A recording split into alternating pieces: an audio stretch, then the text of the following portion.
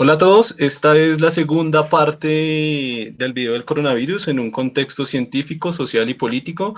En esta ocasión estamos las mismas personas en las que estábamos en el anterior video, pero tenemos un invitado adicional. Manuel es un biólogo, está cursando una maestría en ciencias naturales y matemáticas y vamos a apoyarnos en su conocimiento a nivel científico y biológico para continuar, hacer una continuación en la información que estábamos dando en el video anterior. Inicialmente, me gustaría ver, primero que todo les quiero mostrar una renderización 3D que salió hace poco tiempo. Deje un momento, comparto pantalla.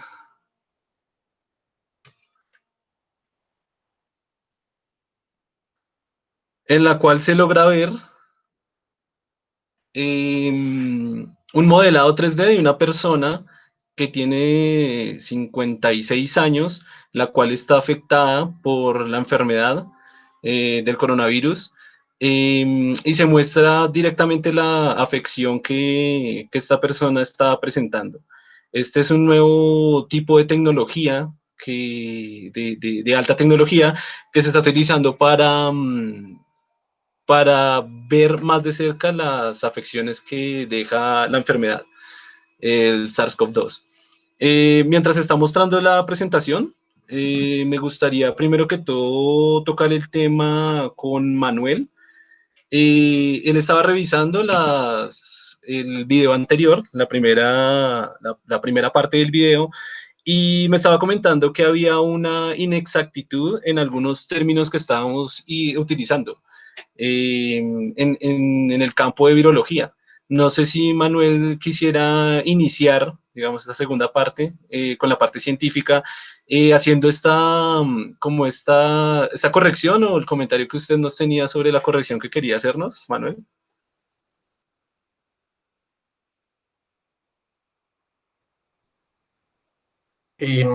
Sí, claro que sí, no, realmente es una imprecisión, es más de tipo, digamos, de punto de análisis molecular en cuanto a cómo es que dos virus que están emparentados pueden llegar en un momento determinado.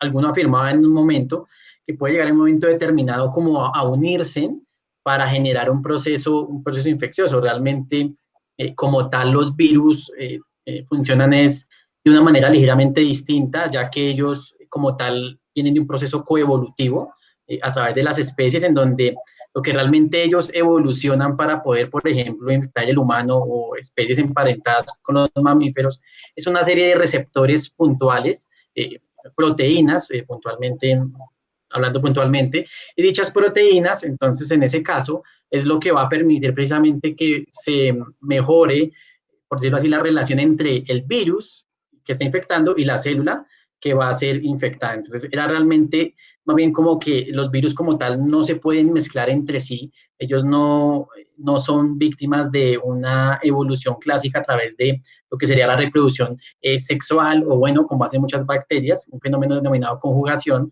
en el que hay un intercambio genético directo de unas secuencias de ADN específicas o RNA, en el caso de estos virus que son pues ya retrovirus como tal.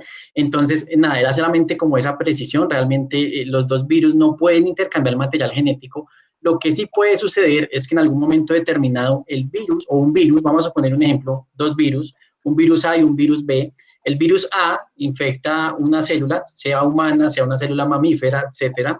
Ese virus A Manuel, va a empezar a adaptarse, ¿vale? ¿Qué pasa? Normalmente nosotros incorporamos fragmentos del genoma viral a nuestro propio genoma. Precisamente hay estudios que corroboran que el 7% del genoma humano es constituido por ADN viral propiamente dicho. Lo que sucede es que pues, hay unos mecanismos de protección molecular que evitan que se expresen las proteínas a través de un proceso que se conoce como el proceso de replicación, transcripción y traducción, que es el dogma de la biología molecular. Entonces, a lo que voy es que muchas veces todo esto es producto del azar. Hay muchas cosas aquí en juego. Entonces, en ese caso, ese virus A puede incorporar material genético al genoma propio del ser humano y un virus B puede venir e incorporar su material genético y que algunas de las secuencias virales se solapen, produciendo probablemente algunas proteínas diferentes o generando procesos microevolutivos muy específicos. Pero realmente, como tal, no existe un cruzamiento directo de genes, sino todo esto está mediado por la evolución. Realmente los virus evolucionaron con los mamíferos, con Pero, las aves, con los reptiles. Manuel, ¿usted se está refiriendo a la parte que estábamos hablando del proceso de zoonosis, exactamente? ¿O No, de una parte específica en el que estaban comentando que en algún momento determinado dos virus convivían en el mismo reservorio o en la misma persona, por decirlo en algún momento determinado, y que eso favorecía que o se produjera una nueva variedad de virus o que potenciara la habilidad de alguno de estos dos virus de infectar. Pero realmente esto no es preciso porque el virus evoluciona es en las células, ¿sí? Y no de manera independiente. Si claro? fuera un organismo que se reproduce independiente, que tiene la maquinaria molecular para hacerlo, como lo es una bacteria o un protozoario, bueno, un organismo ya especializado con su maquinaria molecular propiamente establecida, entonces ya podríamos hablar de que el virus puede evolucionar de manera directa.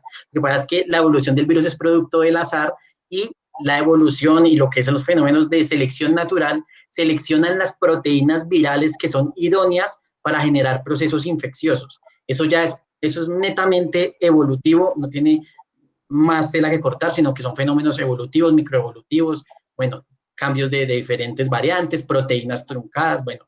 Entonces, básicamente era como esa precisión. De resto, pues evidentemente todo el argumento es correcto, realmente. Solamente quería como precisar en ese aspecto. Era simplemente eso. No, listo, gracias. Está ¿Mm? súper el comentario porque de hecho esa es una de las ideas por las cuales lo tenemos hoy acá, ¿no? Para que nos ayude como a precisar bien estas partes y a entrar bien a la parte, pues, técnica del asunto. No sé si Sergio o Germán tenga algo que comentar aquí o no, ninguno. Pues ahí, digamos que lo que estábamos tratando de ver era que planteaban que podía ser que dos virus infectaron la misma célula y de alguna forma surgió un nuevo patógeno, pero lo que él está planteando quería que me lo aclarara bien, sí. O sea, ¿qué estaba mal en el planteamiento ahí? Que, digamos que... Ok, lo que pues no es que esté mal, no es que esté mal, es correcto. Hasta el punto del punto infeccioso todo está bien. Lo que sucede es que como tal la interacción entre dos virus no puede provocar nuevas variantes porque tiene que haber un proceso infeccioso intermediario para que se dé el fenómeno evolutivo.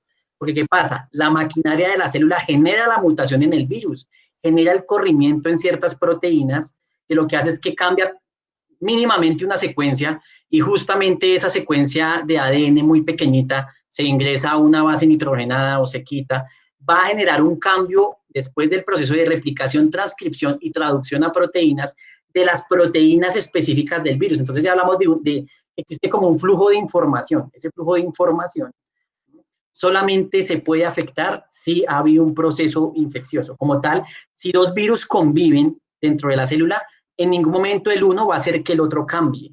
Todos tienen que primero llegar a infectar a la célula. La maquinaria molecular de la célula lo que hace es que toma dichos virus, incorpora el genoma del virus a su genoma y produce las proteínas virales. Entonces, es en ese momento cuando, bueno, ahí sí se puede dar un proceso microevolutivo en donde mutaciones puntuales, cuando se van sumando, pueden generar cambios en las estructuras de las proteínas virales, que fundamentalmente lo que van a hacer es infectar de manera más específica, en ese caso las células blanco, de acuerdo, bueno, a un proceso de selección natural clásico y tradicional. Los virus son objeto también de procesos de selección natural. En este caso es una selección de proteínas, una selección bioquímica propiamente dicha. Entonces, era solamente como hacer esa precisión. El resto del argumento es completamente correcto, realmente muy interesante que pues ustedes también estén versados en esos temas, aunque no se dedican directamente a la biología y a la virología, pero tienen un dominio que es muy avanzado y realmente pues eso también es muy agradable porque sé que estamos hablando también entre colegas desde el punto de vista del análisis técnico, científico que puede estar detrás de este virus, ¿no? Del SARS-CoV-2. Re bien, Manuel, gracias. Eh, una de las partes que quedaron súper inconclusas fue algo que quise hacer el apunte.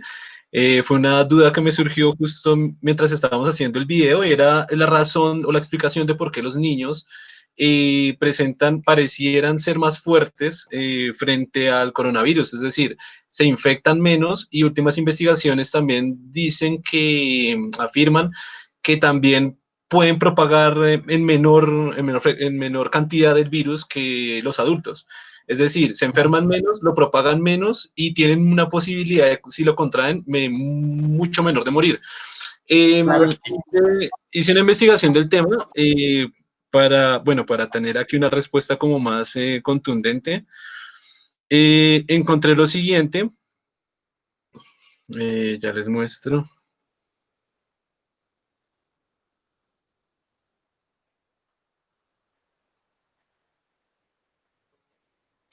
Esto es una investigación que está en el New York Times, en la parte de ciencias, la parte específica de ciencia, y habla sobre la hipótesis que han hecho los científicos en este tipo de características.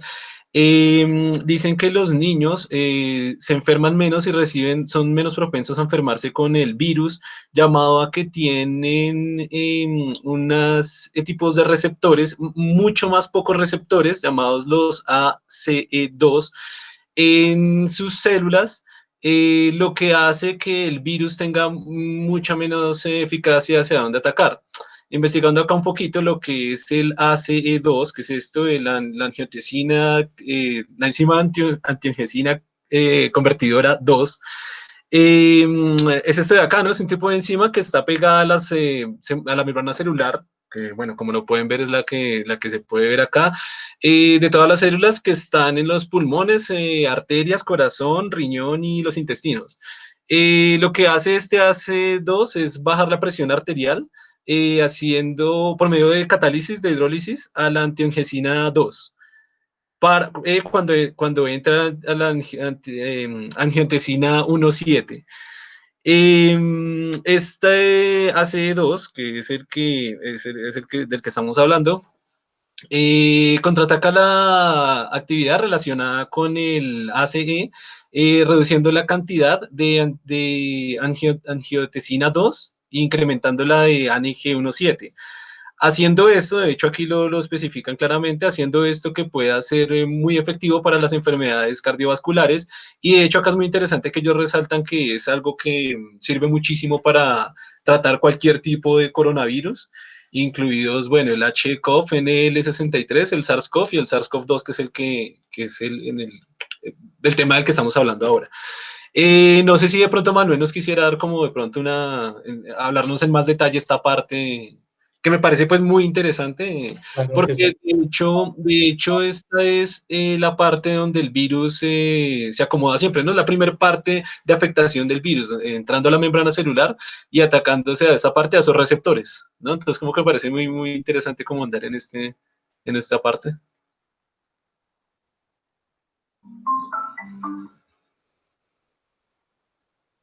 Vale, claro que sí. Entonces, pues me gustaría compartirles un momento la pantalla para que Bueno. conozcamos un poquito más en detalle el funcionamiento como tal del mecanismo de infección.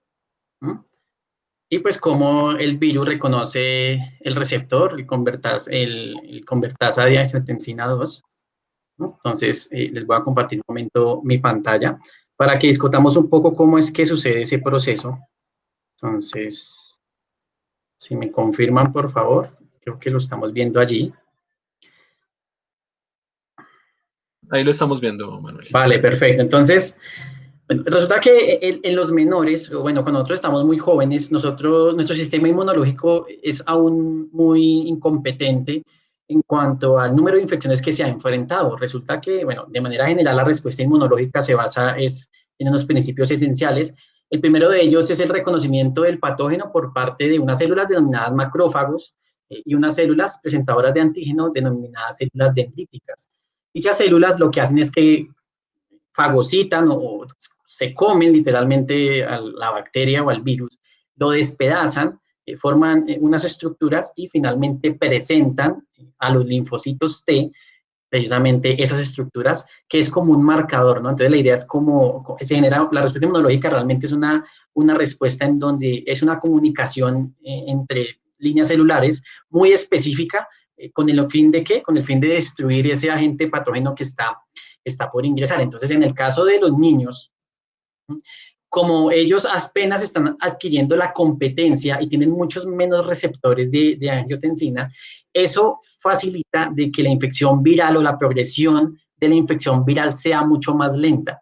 Como existe una fase, cuando existe el proceso infeccioso que se denomina la fase aguda, en el cual pues, básicamente se van a producir una serie de proteínas, por ejemplo, que produzcan fiebre, por ejemplo, las prostaglandinas, interleuquina 2, interleuquina 6, bueno, ciertos mensajeros químicos que van a mediar precisamente el proceso de fiebre y el proceso inflamatorio para convocar que lleguen otros grupos de células al sitio afectado por la infección, en este caso a los pulmones.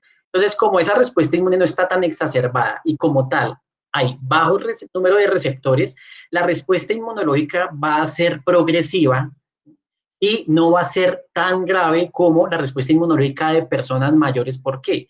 Porque al haber más número de receptores en una persona de cierta edad, en este caso el receptor de angiotensina o AC2, en ese caso esa persona, claro, como tiene más receptores, la capacidad del virus va a ser mayor. Entonces, ¿qué sucede? Más virus se van a unir a ese múltiples receptores, más proteínas virales van a ser transcritas a partir de la maquinaria molecular, van a ser traducidas a proteínas, se van a formar mucho más rápidamente virus. Entonces, el proceso inflamatorio, pues básicamente está mediado por ciertos factores proinflamatorios y, bueno, en fin, existen muchos factores que pues en este momento no va al caso de orden inmunológico. Lo que hace es que exacerban la respuesta inmunológica. ¿Qué pasa? Existen unas células especializadas, sobre todo cuando hay un proceso infeccioso, como por ejemplo el SARS-CoV-2, que son las células denominadas asesinas naturales o natural killers, y otras células también que son de esa línea de defensa, digamos, como principal o robusta, que lo que le interesa a esa célula es realmente dar de baja o a las células infectadas o a las células bacterianas que estén en el tejido a partir de la activación de un sistema que se denomina sistema de complemento que se encuentra en las membranas de todas las células. Bueno, eso se llama un complejo de ataque a membrana. Como en los virus no puede suceder eso, entonces lo que hace el sistema inmunológico es que genera el aislamiento a través del proceso inflamatorio clásico en los pulmones. Precisamente pues como el virus hay muchos virus circulando en el cuerpo, entonces el proceso va a ser exacerbado, la respuesta inmunológica va a ser tan elevada que la citotoxicidad producida por las mismas células de defensa del cuerpo son las que llevan al paciente a una fase crítica hasta que posteriormente con un fenómeno que se denomina expansión clonal se producen los anticuerpos suficientes para que se genere el marcaje directo del virus y finalmente el virus sea eliminado de manera directa por otro grupo de células. Entonces, ¿qué pasa? Como las personas mayores tienen más receptores de este tipo, la respuesta inmunológica va a ser más exacerbada y entonces es una progresión más fulminante. Entonces, estas personas caen más rápidamente en una situación precaria, pero realmente no es culpa tanto del virus, aunque tiene mucho que ver el virus, evidentemente, sino es de la respuesta inmunológica que le da al paciente a esta infección. Entonces, claro, el cuerpo, en su afán de liberarse del virus, entonces genera una citotoxicidad tan elevada que materialmente, bueno, descompone la fisiología y como tal toda la zona tisular o los tejidos pulmonares se ven francamente muy afectados y pues en general la persona deprime su salud hasta que pues finalmente fallece. En los menores no ocurre esto. ¿Por qué? Porque estos receptores, conforme avanza la edad, se van expresando en mayor medida. Pues eso ya es un proceso biológico natural, hace parte del proceso de envejecimiento, el producir ciertas proteínas y ciertas enzimas. Entonces realmente es interesante este estudio precisamente por eso, y eso se explica, es precisamente porque la respuesta inmunológica de los niños no es tan exacerbada como en las personas mayores. Entonces, aquí rápidamente, ¿qué estamos viendo? Simplemente estamos viendo cómo el virus reconoce a través de una proteína que se denomina proteína espiga, o algunos artículos de investigación lo denominan proteínas basales de infección, en donde simplemente va a reconocer unos sitios específicos, ¿vale? Entonces, ¿qué pasa? Estas proteínas que este receptor de aquí reconoce la proteína viral específica. Esto es lo que el virus evoluciona, estas proteínas de aquí y estas proteínas de la estructura. Cuando evolucionan las proteínas de aquí es cuando el virus puede saltar entre especies o puede aumentar su proceso infeccioso. ¿Qué pasó con el SARS-CoV-2 inicialmente? Bueno, lo que se consideran los artículos es que pudo haber saltado de un mamífero, algunos hipotetizan que un murciélago, otros hipotetizan que pues, otro tipo de reservorios, también mamíferos, ¿no? Entonces, en algún momento determinado, tuvo que haber habido un salto al ser humano, pero no produjo una infección directa. ¿Por qué? Porque todavía este receptor del virus no se había especializado en infectar el receptor de angiotensina 2. Entonces, ¿qué pasa? Entonces, tiene que darse primero un proceso de acople a la especie, generarse unos cambios moleculares allí para que finalmente se genere la adaptación suficiente para que ahí sí se dé un proceso infeccioso realmente especializado del virus. El virus aprende a infectar y posteriormente lo hace. Es muy similar como, digamos, a la inteligencia artificial, ¿no? Sino que en este caso el virus no lo sabe, ¿no? Pero pues la biología funciona de esta manera. Entonces, es en cuenta de lo interesante y pues precisamente solamente por esta proteína, gracias a esta proteína, es que el SARS-CoV-2 precisamente puede ingresar fácilmente al sistema y averiar diferentes tejidos porque son una proteína que expresan muchas células en el cuerpo. Entonces, eso era Manuel, básicamente, señor. tengo, o sea, como para acotar algo muy sencillo y es una, pues ya más una historia como personal. Hace poco pues alguien de nuestra familia ha fallecido por la enfermedad y tenía un poco que ver con algo de lo que usted comentaba, ¿no? Porque al final él murió fue de diabetes, no se le había diagnosticado la diabetes, pero fue causante, pues el COVID fue el causante de esto, ¿no? Creo que tiene que ver un poco en relación con lo que usted decía de esta respuesta inmunológica, de todo este proceso que se hace a nivel de todo el cuerpo que al final pues es otra enfermedad la que pareciera que de pronto acabara con las personas, ¿no? Tenía otra pregunta, no sé si, o no sé si quiera poner de nuevo la imagen, o bueno, en la imagen usted mostraba que una de las partes que salía ahí era la proteína encargada como del cambio y de la infección que hacía, ¿no? Estaba en la parte de abajo. La pregunta que me surgió es, ¿cada una es una proteína diferente o esa proteína está en todas las coronas, digamos, del virus? Vale, entonces aquí vemos el virus. Como tal, lo que pasa es que, bueno, aquí no está, esto lo hacen, esto es una imagen didáctica, ¿vale? Entonces, Claro. ¿qué pasa? Muchas de las proteínas virales son distintas. Únicamente ciertas proteínas, son estas proteínas denominadas proteínas espiga, son las que evolucionaron para identificar el receptor específico. No es Okay. ninguna otra, solo es un grupo de proteínas muy específico que está generalmente, bueno, en la corona o más propiamente pues, en la envoltura, en la cápside viral. Entonces, por ese motivo es que realmente ese virus, esa es la llave, ¿no? La llave es tener el receptor para reconocer, el tener la proteína para reconocer el receptor, y eso ya es un proceso muy similar a cómo funcionan las enzimas en el cuerpo. Entonces, es como una llave y una cerradura, hay un encuentro molecular entre unos residuos de aminoácidos de las proteínas que están aquí, y entonces, bueno, generan como una compenetración y automáticamente se activa todo un proceso. En ese caso, activa el fenómeno de fagocitosis, propiamente dicho, ¿no? Entonces el virus entra como Pedro por su casa, ¿no? Entonces, precisamente eso es lo que sucede realmente y eso es lo interesante, ¿no? Cómo el virus llega a un momento de tanta especialidad que solo reconoce este receptor y ningún otro más, ¿no?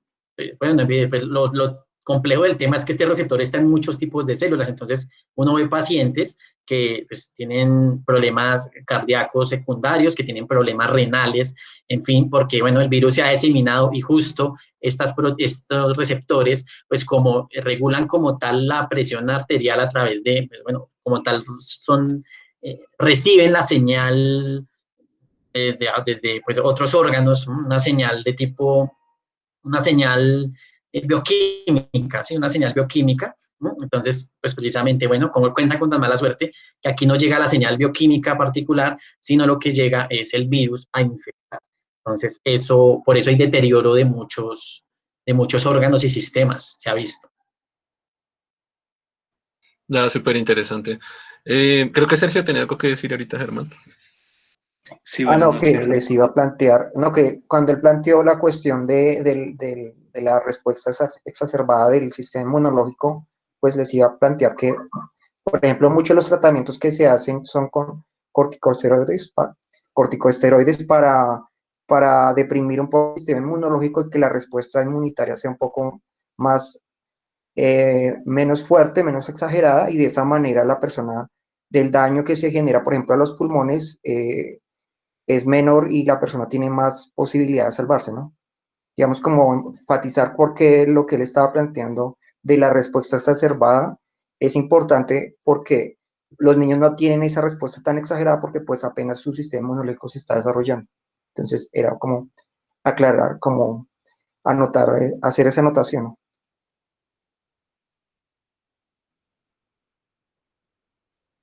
Bueno, buenas noches a todos. Quería aprovechar la exposición detallada de Manuel para hacer dos preguntas. La primera es, pues dado este énfasis en la caracterización de la enfermedad como una respuesta exacerbada del sistema inmunológico, eh, ¿qué tan viable o qué tanto sentido tiene como el enfoque en la vacuna para enfrentar la enfermedad? Esa es la primera y ahorita le planteo la segunda.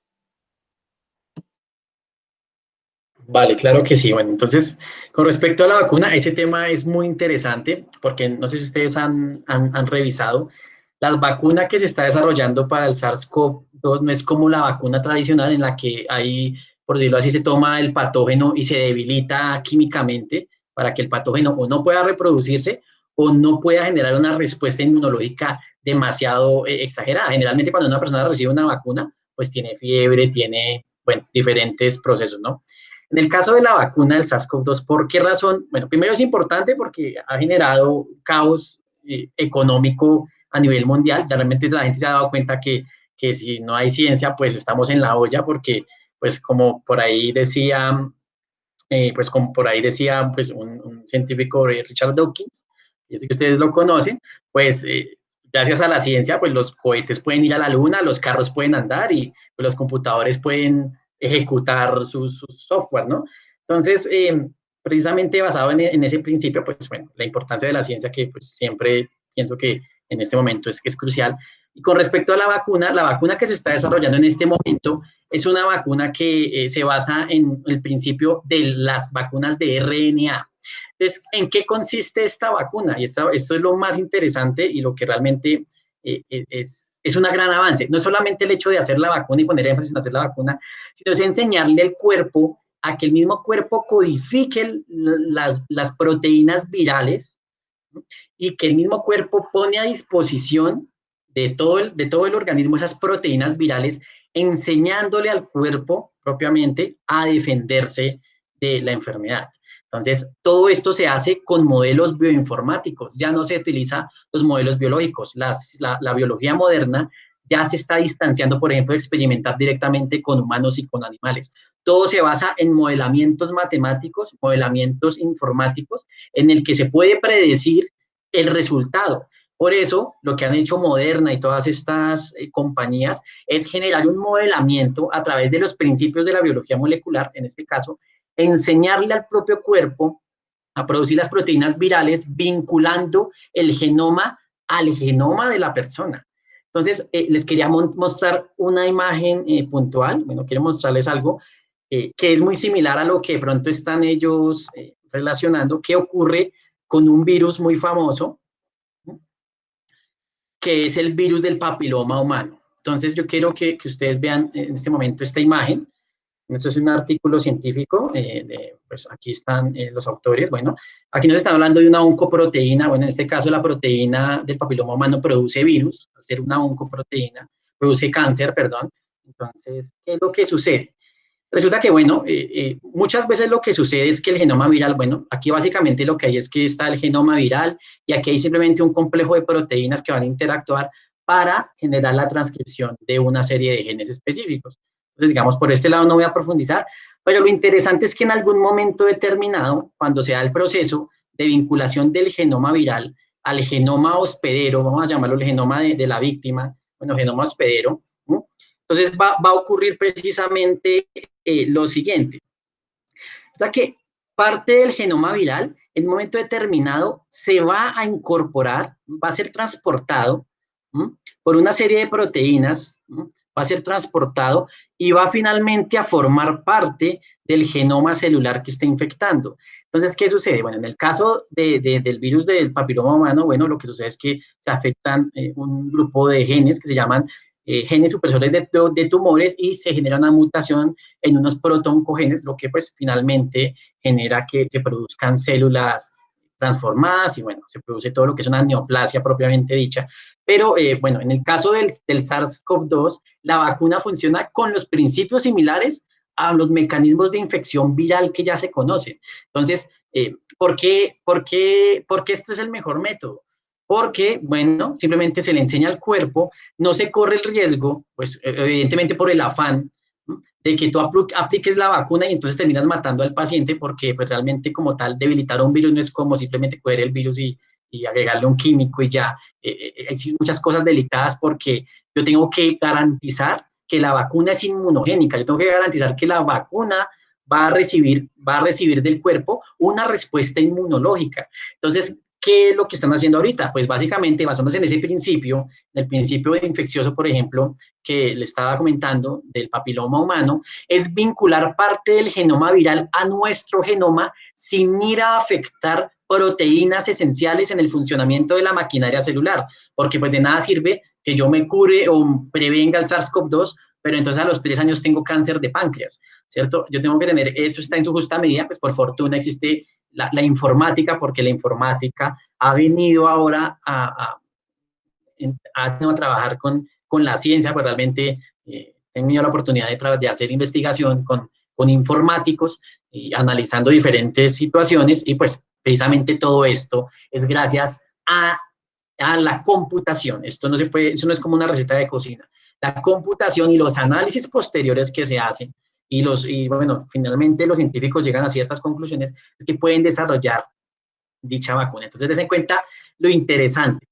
¿Por qué esto sucede ahorita? Yo pienso que esto es una presión evolutiva. El medio ambiente nos está en este momento diciendo, bueno, ustedes como tal tienen que tratar de sobrevivir como sea. Nosotros nos valemos del racionamiento, pues porque, bueno, hace 100 años eso era absurdo. Por ejemplo, en la gripe del 19, en la gripe española de hace un siglo, era absolutamente absurdo hacer informática, pues ni siquiera existían las computadoras, y mal no estoy, de pronto algunos sistemas mecánicos, pero pues ahorita con la ayuda de la informática nos podemos acercar a esto. Entonces, realmente es por la afectación obligó a la humanidad a volcarse hacia la ciencia y pues realmente, ¿qué pasa? Esas afectaciones tan altas, aunque yo sé que hay pandemias que han matado a mucha más gente, es más, yo considero que existe, por ejemplo, el cólera en el siglo XIX, la misma gripe española de hace un siglo mató a 30 millones de personas, pero es suficiente, pues, por los medios y las redes sociales para generar esa alarma. Entonces, yo pienso que para los científicos, para nosotros personalmente y a todos mis colegas, nos favorece que se dé ese boom de la necesidad de hacer ciencia para salvar a la humanidad, no tanto a la humanidad, sino a su estructura social, ¿sí? Y pues pienso que eso es muy interesante, pero entonces la vacuna está movido como por muchos amores, ¿no? Está movido por el amor de que, bueno, es importante que la gente no se muera porque la gente vive con miedo, ¿sí? La gente vive con miedo y eso, el miedo aplaca mucho el desarrollo social de una u otra manera, bueno, desde mi punto de vista.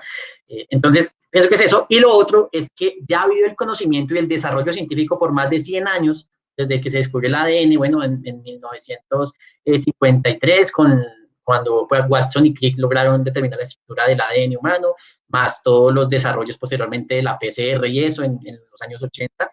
Entonces, ya hay la ciencia suficiente para plantearnos de que ya no tiene que ser un problema esto ni tenemos que tener miedo.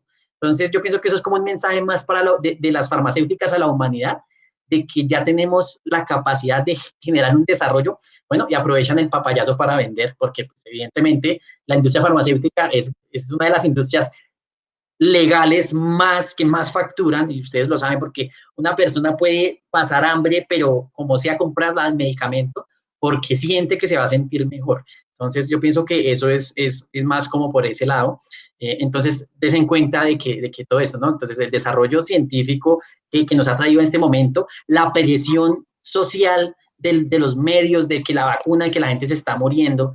¿No? ¿Por qué? Porque todos lo sabemos instantáneamente, ¿no? Uno mira entonces en Facebook, entonces murieron 10.000 personas en Estados Unidos la semana pasada, entonces eso da miedo, ¿cierto? Pero ¿cuánta gente está muriendo de cáncer todos los días? Eso no lo sabemos. Entonces ahí es donde hay como una cosa, una dualidad. Sin embargo, bueno, le tocó a la ciencia ser la protagonista ahorita, entonces pues bueno, por fortuna esto sucede así y esperemos que la vacuna precisamente pueda facilitar esas cosas, ¿no? Pero todo es como una dualidad, ¿no? El tema social, el desarrollo científico de la vacuna, etcétera.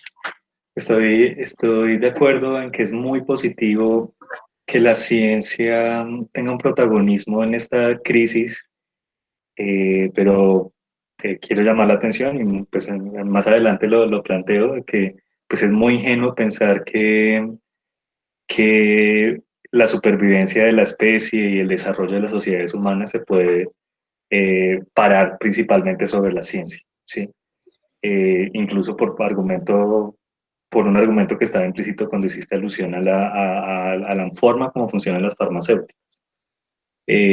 Necesitamos la ciencia para salvarnos, pero no es suficiente si no tenemos ciertas orientaciones en términos éticos y políticos. Pero bueno, ahorita hablemos de eso. Primero, No, pero es que la ciencia no, como tal, no aborda esas cosas, ¿no? O sea, esperar que decir que claro, la ciencia nos va a claro, responder eso, no, y porque por no eso es su no campo podemos de estudio. decir, y por eso La no ciencia no podríamos estudia decir, eso. eso es cierto, y por eso mismo no podríamos decir que la ciencia nos va a salvar. Así de Sí, sencillo. porque ese no es su campo de estudio. La ciencia puede usarse para hacer un arma biológica para matar a la humanidad como para hacer una vacuna. No, su enfoque no es salvar, no, su enfoque es instrumental. Se Totalmente utiliza de por acuerdo. objetivo como tal. Del En lo hecho que de sí que iba a decir sea, que de pronto él sí no aportó es que yo diría que el problema realmente es un problema económico. O sea, se desarrolló esta vacuna y se le ha dado todo el aporte porque el daño económico que ha generado a la sociedad ha sido demasiado drástico. O sea, la sociedad, la economía mundial ha sufrido demasiado. Vamos a entrar en depreciaciones, en problemas de recesión en muchos países. Entonces, esa es realmente la razón. O sea, por eso se le dio tanto empuje, por eso hay farmacéuticas desarrollándolo, porque otras enfermedades no han tenido este problema, no han generado ese problema económico. Por lo tanto, no está el interés como tal de desarrollar la ciencia para eso. Eso lo explica. Porque, por ejemplo, el VIH ha matado millones de personas y no se le dio la importancia porque no estaba afectando la economía y porque afectaba directamente a un grupo que era discriminado y que no, digamos, de cierta manera no le era importante a la sociedad. Eso explicaría por qué está ocurriendo esto ahorita.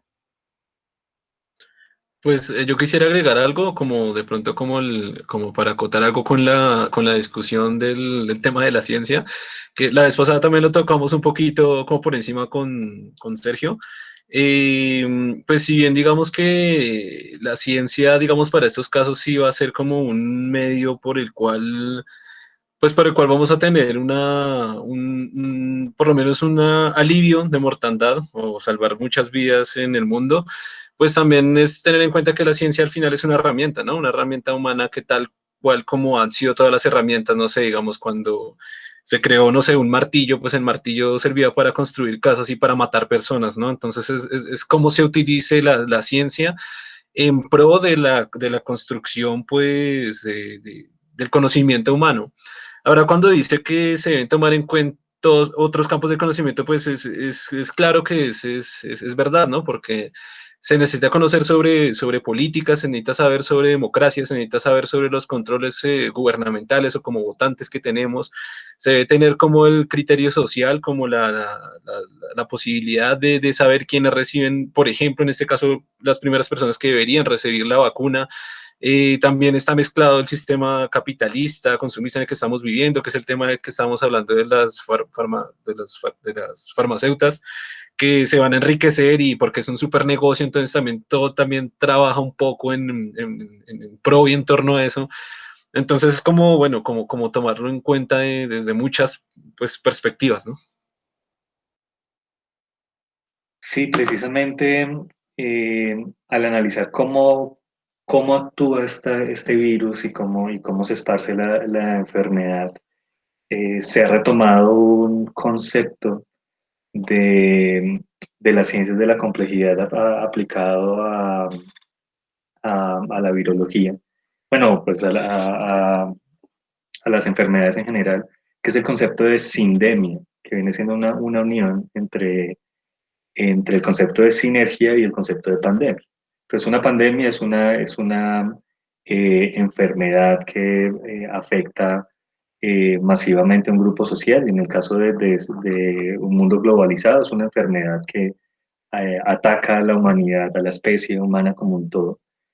Y una sinergia es digámoslo así, una interacción entre varias características de la cual emergen propiedades que no se reducen a ninguna de las características que están interrelacionadas, ¿sí? Eso es vocabulario de las ciencias de la computación también. Un sistema se supone que es como un conjunto de elementos en donde las interacciones generan nuevas características más allá de las características de los elementos. Entonces, la propuesta es que una pandemia ya en un mundo globalizado, teniendo en cuenta, por ejemplo, lo que nos contaba Manuel de que tiene que ver también con la respuesta exacerbada, pero abriendo el panorama y viendo que el impacto tiene que ver con la economía, con la infraestructura de salud, con los hábitos alimenticios de las personas, con el sedentarismo. Hay que empezar a ver la pandemia del coronavirus como una sinde, ¿sí?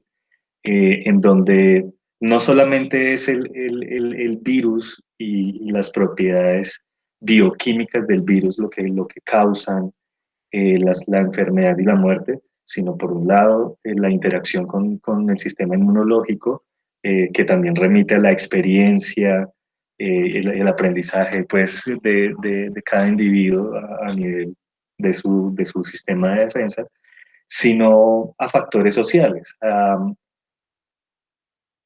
Este virus no habría matado tanta gente si, si tuviéramos una infraestructura de salud más equitativa y si tuviéramos hábitos de vida en cuanto al ejercicio de la alimentación, la respiración, mucho más saludables, ¿sí?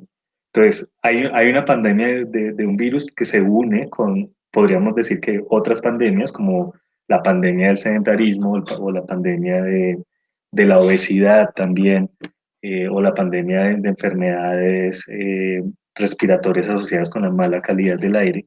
Todos esos factores se unen eh, en un marco en el cual no, no todos tienen acceso a la salud, formando una sindemia. Entonces yo digo, yo no me voy a meter en eso, yo no creo que la ciencia sea éticamente neutral, que sea solamente una herramienta que depende que lo usamos. Hay algo proyectivo intrínsecamente en la ciencia, pues no me voy a meter con eso. Vamos a asumir que la ciencia es éticamente neutral.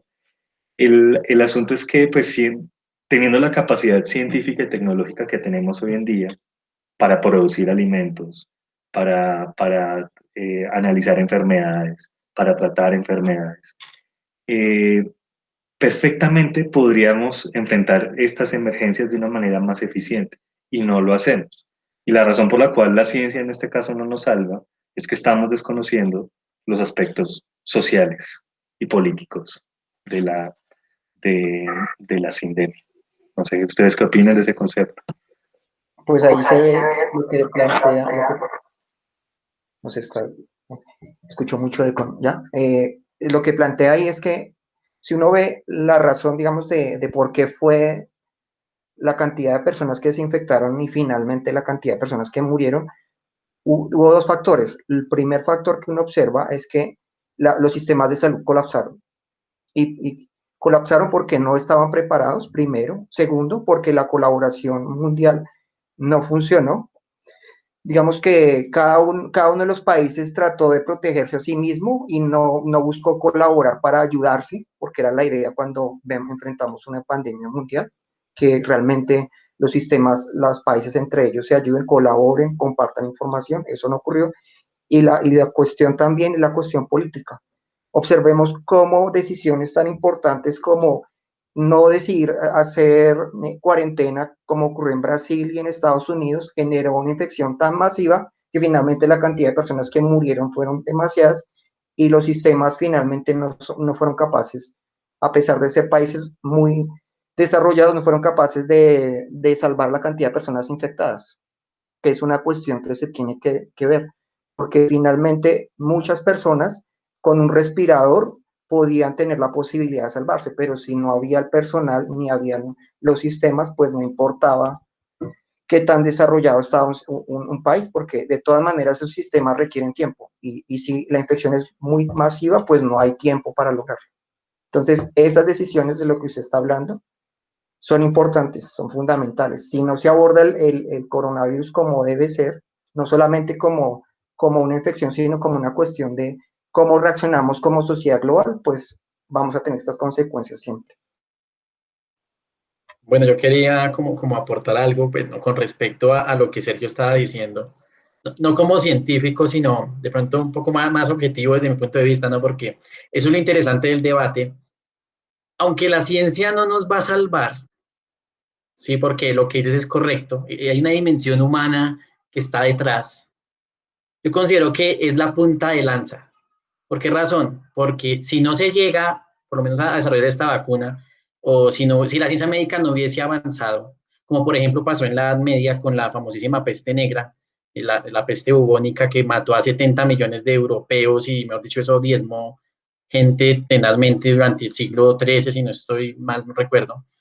Entonces, como tal, claro, todo hace parte de la dimensión humana, pero lo que es la ciencia y la tecnología, pienso que es, bueno, puede haber muchas formas de uno guiarse, por ejemplo, existe la religión, existen las creencias personales, pero yo pienso que la ciencia y la tecnología a la larga es lo que debe, no sé si lo debe, lo que fundamentalmente me parece correcto que guía a la humanidad. eh, Esencialmente, ¿cuál es el fin último de la ciencia y la tecnología? Llevarnos a las estrellas. Yo considero que ese es el fin último de la tecnología. Bueno, podemos vivir en paz, podemos vivir en unas sociedades equitativas y eso, pero nosotros tenemos que garantizar la supervivencia porque para los biólogos la vida es el tesoro más importante, por encima de la vida social, por encima de las creencias personales del individuo, es la vida como tal. Entonces, precisamente yo considero que la ciencia en este caso y en muchos otros, no solamente desde la COVID, sino desde el desarrollo de cualquier tecnología, desde el fuego en adelante, podría llegar a decir, es como la punta, ¿no? Lo que nos permite progresar, lo que nos sacó lo que nos diferencia realmente de un chimpancé, bueno, además de que nuestro cerebro es más desarrollado, pero pues en general pienso que nosotros vivimos en la Edad Media y estábamos en un atraso tenaz, terrible, y pues realmente cuando pudimos realmente salir, por ejemplo, al espacio, pienso que este es uno de los momentos más maravillosos de la humanidad. Nunca ha llegado tan lejos, después de casi 3.500 millones de años de evolución de la vida, poder llevar, bueno, vida a otro planeta, o poder explorar ahí estando en vivo y en directo, pues al menos con sondas. Eso me parece muy interesante. Entonces, a eso voy. Entonces, yo sé que no nos va a salvar, pero es la punta de lanza, porque si no existiera la ciencia, ¿qué pasaría si vivimos en una sociedad medieval donde todo es equitativo, donde fuera una utopía completa, pero la gente se sigue muriendo y ni siquiera sabemos por qué, pensamos que son los dioses? Entonces, pues maravilloso y todos vivimos muy felices y con mucho amor, pero si no hay desarrollo científico, no sé, eso es como la punta de la cereza. Yo le comentaba ahorita a Duval, precisamente, agnóstico razonable, muy bien, que precisamente la ciencia es la cereza del pastel, de la dimensión humana es lo que hace quizás progresar en muchos aspectos al ser humano. Entonces, me parece como interesante, pues evidentemente es mi punto de vista como persona de ciencia que me he dedicado a esto pues por muchos años. Y pues nada, tomemos todo como una dimensión global y pues básicamente eso era lo que yo quería como resaltar. Pero creo que el enfoque no es de hablar de ciencia, sino razón. ¿No? Lo que nos ha permitido evolucionar es la razón.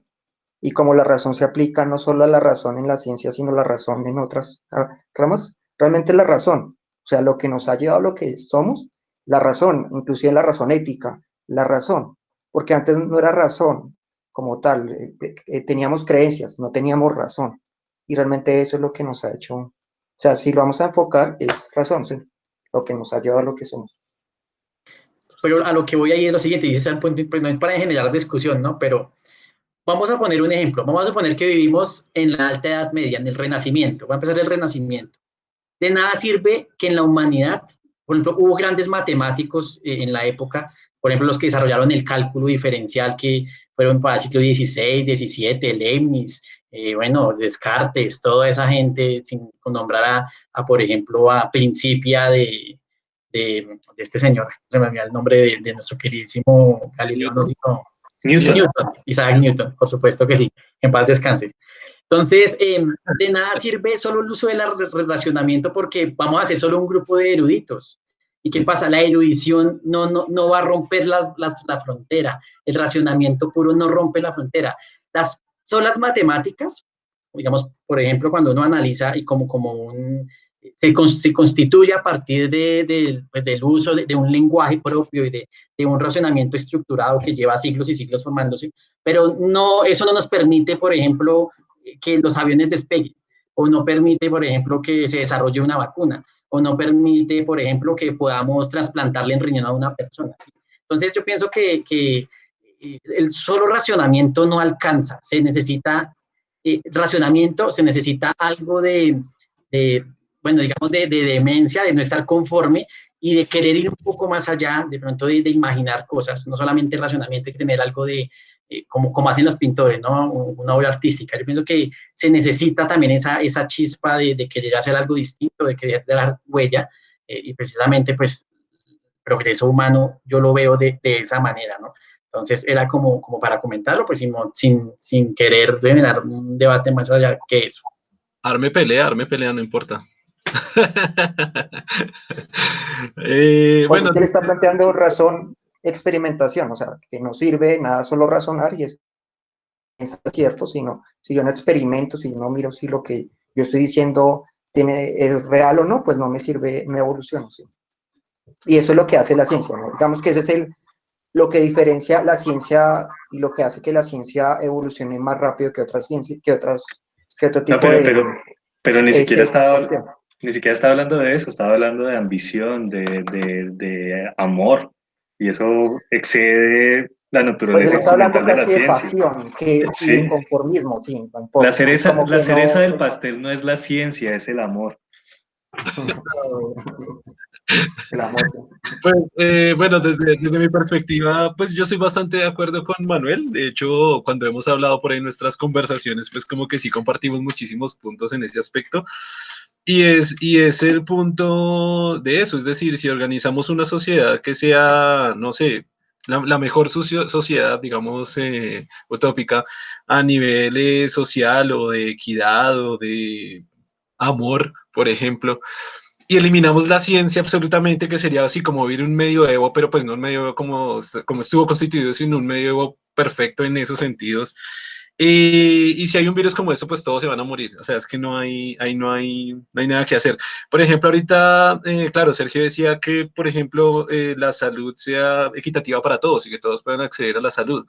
Pues es que sin ciencia no existe la salud, sin ciencia no hay hospitales y sin ciencia no hay ningún método de salud y sin ciencia pues no hay nada, entonces pues todos se pueden amar y todos pueden ser socialmente o una sociedad, o sea, totalmente justa en todas las maneras, pero se van a morir, es que se van a morir y todos van a durar hasta los 35 años, a los 35 años todos se van a morir y cuando al primero le dé apendicitis a los 5 años se va a morir, es que sin ciencia, o sea, si le da gripa se muere, es decir, yo creo que la ciencia tiene que ver hasta con lo más básico, es decir, hasta con la supervivencia humana más básica, más simple, lo que también permite que sea la supervivencia de la sociedad, y ya como fin máximo, como decía ahorita Manuel, es poder llevar y hacer que nuestra especie trascienda más allá de lo que incluso podría durar un planeta, que es el planeta Tierra.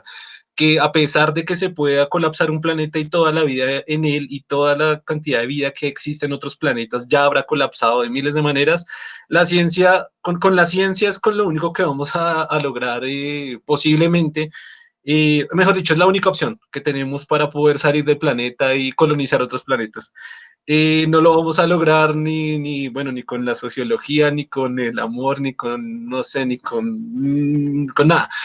Si tenemos una sociedad sin ciencia, pues no vamos a perdurar ni a Es que si quieren, para que no hagan esa reducción hippie tan básica, si quieren pero no lo no, llamen amor, llámelo así, deseo de bienestar y trascendencia de la especie humana en armonía con los seres vivos del planeta Tierra, llámenlo así, ¿sí? Eh, Eso es lo que motiva la investigación científica. Si ese deseo es genuino, eh, estaríamos enfrentando esta sindemia, como lo llamé, de una manera efectiva, no solamente preocupándonos por la economía y la vacuna, sino preocupándonos por mejorar la infraestructura científica, tecnológica y de atención a los seres humanos, ¿sí? pero es que Eh, o sea, o sea, para ponerlo en los otros términos, eh, sí, o sea, la ciencia sin amor no va a ningún lado.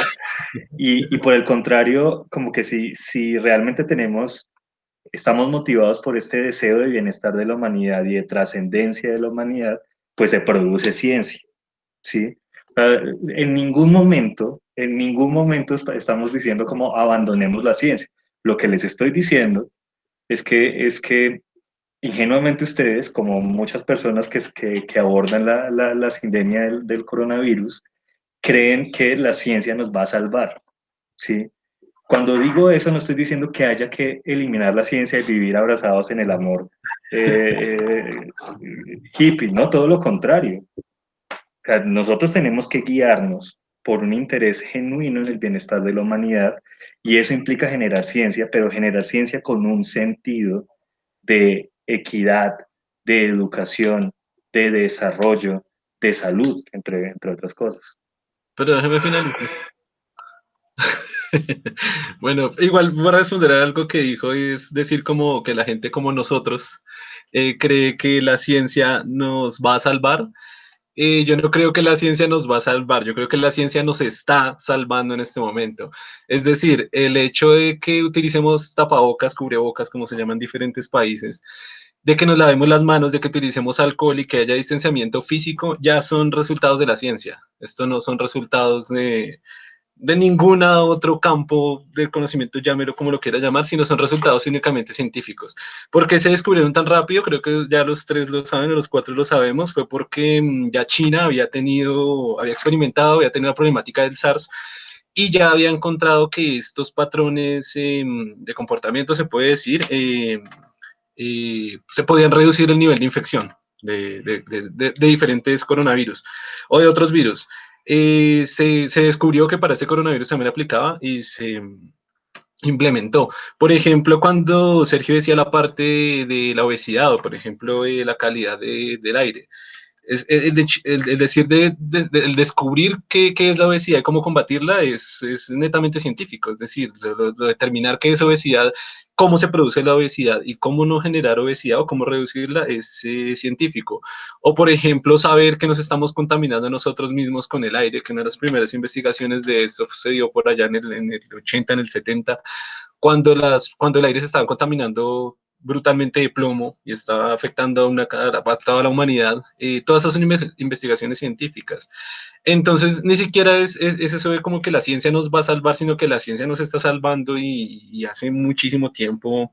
Pero bueno, digamos, para dejar esa parte y para tratar de concluir rápido, desde como el axioma inicial que planteaba Sergio, por ejemplo, es bien complicado hablar de ese tema porque de pronto si lo hacemos de una forma reduccionista, al verlo a Colombia, al verlo a Latinoamérica, puede que se apliquen todas estas maneras, lo que comentaba Sergio, de por ejemplo hacer de tener conocimiento político, gubernamental, que sea equidad social, pero por ejemplo, me gustaría traer a colación el caso de África, que era en el que se esperaba que hubiera una mortandad tremendísima, los países más pobres de África, para no generalizar todo el continente, y se descubrió que África es uno de los países o sea, a comparación de lo que se esperaba, está teniendo una cantidad de muertes muy baja.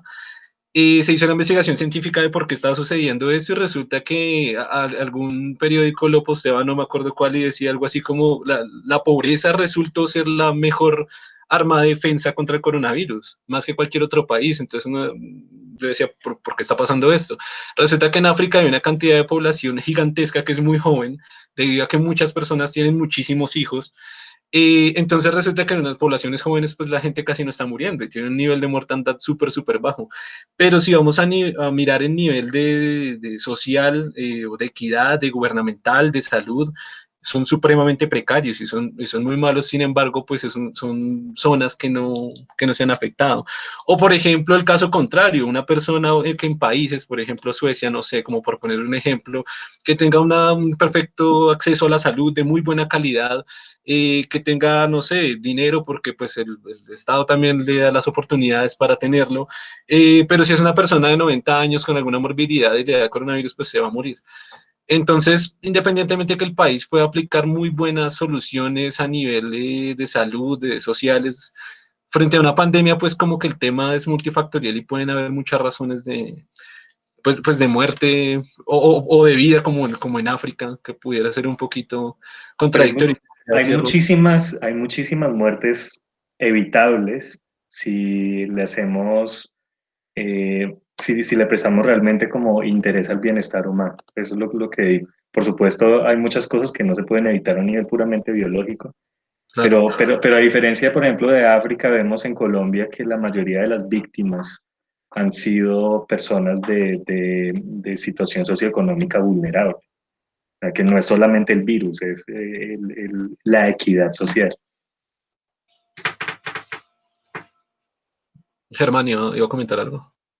Ah, no, pero mire el caso de Ecuador, donde la cantidad de muertos fue gigantesca y la razón fundamental fue que no había la infraestructura para entender a la gente, porque no estaban preparados. Entonces, la inequidad fue fundamental, porque la mayoría de esas personas, pues, eran personas que no tenían los recursos para pagar. Digamos, mucha gente que tiene dinero puede pagar un hospital privado, puede pagar un respirador privado, y esas personas no lo tenían. Entonces, sí es fundamental. De pronto, el caso de África puede darse es que decir que por la pobreza se salvó, no, eso es casi que es una justificación de por qué los pobres están muriendo, no, digamos que sacarlo a colación fue casi como justificarlo, fue una aventura de que de alguna manera el virus afecta a la población mayor y entonces a población mayor no se da en África porque las personas mueren y eso no es una razón para decir, no, ustedes están salvados por eso, no. Entonces, digamos, sacar es aludir a África diciendo que, digamos, tuvieron una aventura, no sé en qué vendría a la justificación de que la equidad es fundamental para evitar esos problemas. No, pero digamos que el tema no lo dije yo, o sea, el titular fue de un periódico que leí, que de hecho a mí me pareció curioso, ¿no? A lo que yo quería traer a colación era que después del titular, y al leer la noticia, pues la explicación era pues ya más biológica de por qué no estaban muriendo. Pues bueno, al final yo pienso que es como llevar todo de la mano, es decir, tiene que haber buena inversión a nivel de salud, a nivel social, a nivel de quitar las desigualdades sociales, que Latinoamérica y Colombia tienen graves problemas con eso. Y sin embargo, trabajar como que todo esté de la mano de manera principal con la ciencia, que al final, para mí, desde mi Pero perspectiva, mire lo que usted está planteando. Usted plantea un problema que me pareció interesante. Usted planteó el problema del plomo en el aire, ¿cierto? Me pareció sí, interesante que lo plantearon, porque ahí habla de la dualidad de la ciencia. Lo que nos salvó no fue la ciencia, fueron los científicos. Fue un científico que investigó el problema y luchó hasta que logró hacer que la ciencia cambiara, que la ciencia aceptara sus conclusiones, porque los otros tenían también otro grupo de científicos que estaban diciendo que era falso todo lo que estaba afirmando. Entonces decir que la ciencia lo va a solucionar todo no sirve, porque pero, realmente ¿quiénes son? O sea, ¿Quiénes son los que realmente convierten la ciencia en algo? Son personas. Claro, Por tanto, decir que la ciencia lo soluciona todo, no. Son las pero es que, personas, finalmente. claro, Por eso, a plantear que pero- la ciencia no tiene ética no tiene sentido, porque la ciencia tiene ética porque son personas las que lo conceptualizan, las que lo transforman en algo. Entonces, no, como decir Germán, que la ciencia todo lo resuelve, no, eso que usted no cuadra. acabó de escribir se llama ciencia. Eso que usted acabó de escribir, que una persona presente, ideas revolucionarias, que se enfrente junto a otros científicos a No era una través de idea revolucionaria, era matemáticas, que no aceptaran las conclusiones, porque pero habían otros científicos que fueron pagados para hacer que no le aceptaran las conclusiones. Eso es lo que me refiero. No es que él estuviera haciendo una gran, no, sencillamente estaba mostrando los datos que había encontrado y que afirmaban que lo que se estaba ocurriendo con la acumulación de plomo en el aire estaba generando problemas en los niños. claro, En las, o sea, pero déjame terminar. Es que eso precisamente es lo que se llama ciencia, es decir, contraponer ideas, ponerlas con sus argumentos racionales, matemáticos, experimentales, contraponer ideas con otros científicos que se manejen en el mismo campo y dejar la idea más válida, independientemente que las petroleras hayan pagado millones de millones de millones. ¿Quién ganó? Ganó la ciencia, ganó el científico que propuso esas ideas científicas a través del método científico que estaba diciendo la verdad. Y usted puede tener millones de veces con una empresa como son todas las petroleras súper corruptas para cubrir su negocio y comprar ciencia inclusive, pero es que eso es ciencia, eso es ciencia. La idea es mostrar argumentos, pelear contra argumentos y definir cuál es el método más racional y lógico posible. Este tema está muy interesante, pues realmente. Lo que pasa es que se está cometiendo un error aquí, pues digamos, desde mi punto de vista como investigador y digamos que me he dedicado mucho a toda la estructura de la metodología científica, que ya la tengo hasta aquí. Eh, Como tal, no debemos de ver la ciencia como el lienzo que pinta el pintor. La ciencia está por encima de eso. Lo que dice Agnóstico Razonable es muy cierto. Uno de los principios fundamentales de la ciencia es la falsabilidad. Aquí no se trata de quién tiene la razón y quién no, porque es que la ciencia está por encima de las razones del hombre. La ciencia es simplemente la demostración de una serie de pasos basados en la lógica y la experimentación que permite llegar a unas conclusiones. Entonces, no podemos ver como que el científico es el que hace la ciencia, porque la ciencia está por encima. La idea es llegar a hacer buena ciencia. Entonces, como tal, el científico no es el que pinta el lienzo, entonces eso es una investigación científica. No, la investigación es simplemente ese lienzo se suma a una gran biblioteca de conocimiento científico. Entonces, digamos que yo pienso que la ciencia está por encima de las ideas humanas y precisamente eso es lo que yo quiero pues que nosotros reflexionemos. Ahora lo del tema de la pobreza me parece importante. Yo estaba mirando las estadísticas y por ejemplo países como Bélgica, que son países digamos que no suenan mucho en cuanto a tasa de mortalidad, pero muere mucha gente en países europeos, por ejemplo en Alemania lo excluyo porque hace muy buena investigación, pero Bélgica, Suiza, algunos países tienen sistemas de salud muy robustos y como tal no es un tema de pobreza ni de inequidad, sino de falta de inversión en ciencia. Si nosotros aquí pusiéramos la plata para investigar en ciencia, no teníamos que comprarle la vacuna a nadie, pero aquí tenemos que, hasta el mismo computador, el mismo celular, tenemos que importarlo porque la gente se pone a pensar en otras cosas absolutamente, bueno, de pronto que no generan progreso, y nosotros aquí estamos viviendo ¿en qué? En un país agrícola, porque aquí solamente servimos para sembrar, y pues tristemente aquí no tenemos una revolución industrial todavía realmente des en cuenta, somos una economía basada en la agricultura, porque aquí no desarrollamos ni No, vehículos, ni en la extracción ni eso. minera, no, ni siquiera en la Bueno, agricultura, eso, en la ni eso, extracción. exacto, Y imagínate. donde no se invierte ni en Lo menos agricultura. fuera de extracción lunar. Entonces yo pienso que ya no es un tema de inequidad, sino de que los gobernantes se den cuenta de que invertir en investigación es la clave para atraer riqueza. ¿Por qué razón los cerebros se fugan de Colombia y se van a otros sitios? Y entonces allá sí descubren cosas revolucionarias. O por ejemplo, esta colombiana Diana, se me olvidó el apellido, Mariano Ocampo, puede ser. que está trabajando en la NASA llevando el rover a Marte, Sí, Mariano el Ocampo. Opportunity, si no estoy mal. Sí, si no estoy mal, bueno, el último rover de la NASA.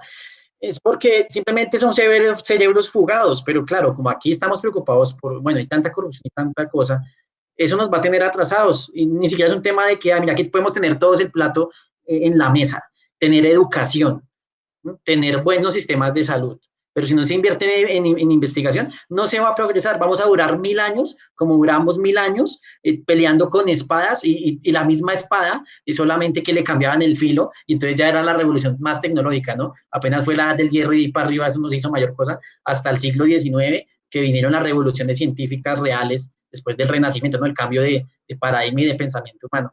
Entonces era como para que también dimensionemos eso. No es un tema de desigualdad, es un tema de falta de inversión, porque los políticos no saben nada de investigación, de ciencias, sino solo saben es robar y, bueno, en fin, eso ya es un tema más político, era eso. Yo quisiera, digamos que desviamos un poquito la conversación del coronavirus y del virus a la ciencia, que igual pues sí me parece importante la conversación que estamos teniendo, pero quisiera como volvernos un poquito más al tema del coronavirus. Antes de iniciar la grabación, precisamente estábamos hablando con Sergio sobre un tema súper interesante que me pareció y es el nivel, cantidad de muertos que alguna vez alcanzó la guerra de Vietnam, que pues la estoy leyendo acá y según Wikipedia dice que ha alcanzado 250.000 muertos. Todos sabemos las implicaciones que eso tuvo o que tendría para cualquier país, es decir, si nos llegan a Colombia a decir que otro país mató 250.000 personas o X país con cualquier país mataron violentamente por la razón que sea 150.000 personas, sería, imagínenselo ustedes, sería algo catastrófico para la nación, sería inversión en guerra, serían subir políticos que piensen en guerra, sería destruir al otro país, sería invadirlo, como ha pasado con Estados Unidos, con muchos otros países, que creo que es el mejor ejemplo para ponerlo. Cuando Estados Unidos alcanzó 200.000 muertos, 150.000 muertes, la misma cantidad, por coronavirus, fue como, es decir, Trump, que de hecho es una persona que pensaba mucho en guerra o en atacar a otros países, dijo, no importa, no paremos la economía y sigan sus vidas normales. Ahorita la cantidad de muertos, no sé en este momento en cuánto va, pero supera eso por miles, decenas de miles. 200.000. 200.000 en este Va en momento. total. Ok, y si uno se da cuenta, pues, no sé, no hay como no hay como un escándalo nacional, no hay como una preocupación tan grave como si otro país, si no sé, Afganistán hubiera llegado a matar 250.000 personas en Estados Unidos, hubiera sido, o sea, una cuestión increíble, pero como ese coronavirus, pues, no sé, no importa, no se le da relevancia, no hay importancia. El solo día de hoy, 2 de diciembre, murieron más de 2.800 personas por coronavirus en Estados Unidos, que es prácticamente la misma cantidad de personas que murió el día de los atentados del 9/11. El atentado del 9/11 cambió la historia contemporánea, cambió dinámicas de seguridad, dinámicas económicas, dinámicas diplomáticas, eh, y es absolutamente conmovedor. Yo les quería preguntar a ustedes, siguiendo la misma línea de pensamiento diagnóstico, ¿por qué, esas muertes no nos están pesando tanto?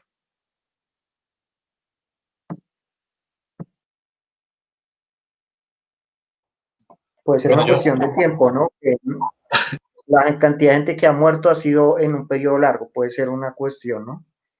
Pero o también puede ser una cuestión como tal política, ¿no? De lo que ustedes están planteando de que hay un ataque directo a una población, digamos, que puede ser lo que finalmente motiva a las personas a reaccionar, ¿no? pero Pero digamos, en una guerra como en la de Vietnam, obviamente también es un tiempo largo, porque pues no es tan largo, o sea, el coronavirus, llevamos con el coronavirus, no sé, 7 meses. Y pues la guerra de Vietnam no tengo en este momento claro exactamente cuánto tiempo fue, pero pues eso no fue en un día ni en un mes, sino también fue en meses seguro que alcanzó esa misma cantidad de muertes. ¿No?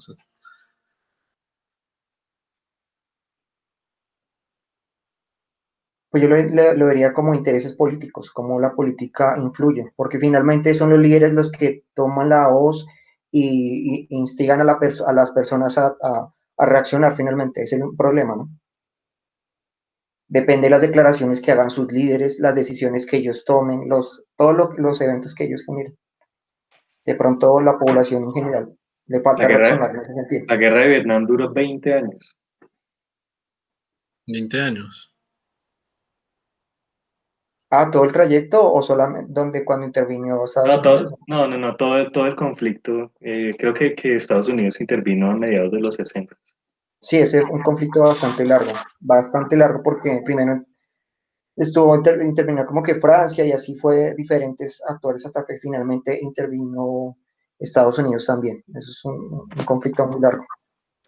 Aunque Para, nosotros para- hablamos de Vietnam y lo que ha pasado en Colombia, no tendemos suficiente, no tendríamos que hacer ni comparaciones. La cantidad de muertos que hemos tenido por la violencia es tan exagerada y las brutalidades que han ocurrido aquí, pues casi que no tendrían, digamos, no se han hablado no hablan tanto de eso, pero lo que ocurrió aquí en Colombia no tiene medida tampoco. Entonces, no es necesario ni siquiera hablar de Vietnam para hablar de atrocidades y de cantidad de muertos Yo y pienso indiferencia de las personas. que es una cuestión de sensacionalismo, ¿no? Es como se manejan las emociones de las personas, es decir, lo que nos mueve. Si ustedes se dan cuenta a través de la historia, incluso muchos desarrollos científicos se dieron a través de la guerra, ¿no? O muchas, no sé, muchas cosas se han movido a través de la conquista, de la invasión, de la guerra, de destruir a otro clan, a otra tribu. Es muy curioso que me acuerdo hace ya varios años, no tantos años, sobrevoló sobre el territorio colombiano un bombardero ruso. Y fue un escándalo nacional. Es decir, ¿qué está pasando? Lo que dije antes, hay que invertir en guerra, necesitamos comprar aviones de guerra, casas, tenemos que invertir en ejército, ¿qué está pasando con Rusia? Hay que llamar a Rusia, ¿qué está pasando? Pero claro, está la cantidad de muertes que llevamos en Colombia o la cantidad de problemas que tiene Colombia y Latinoamérica, desigualdad, pobreza, falta de educación, salud, pero no, como que no se dice mucho.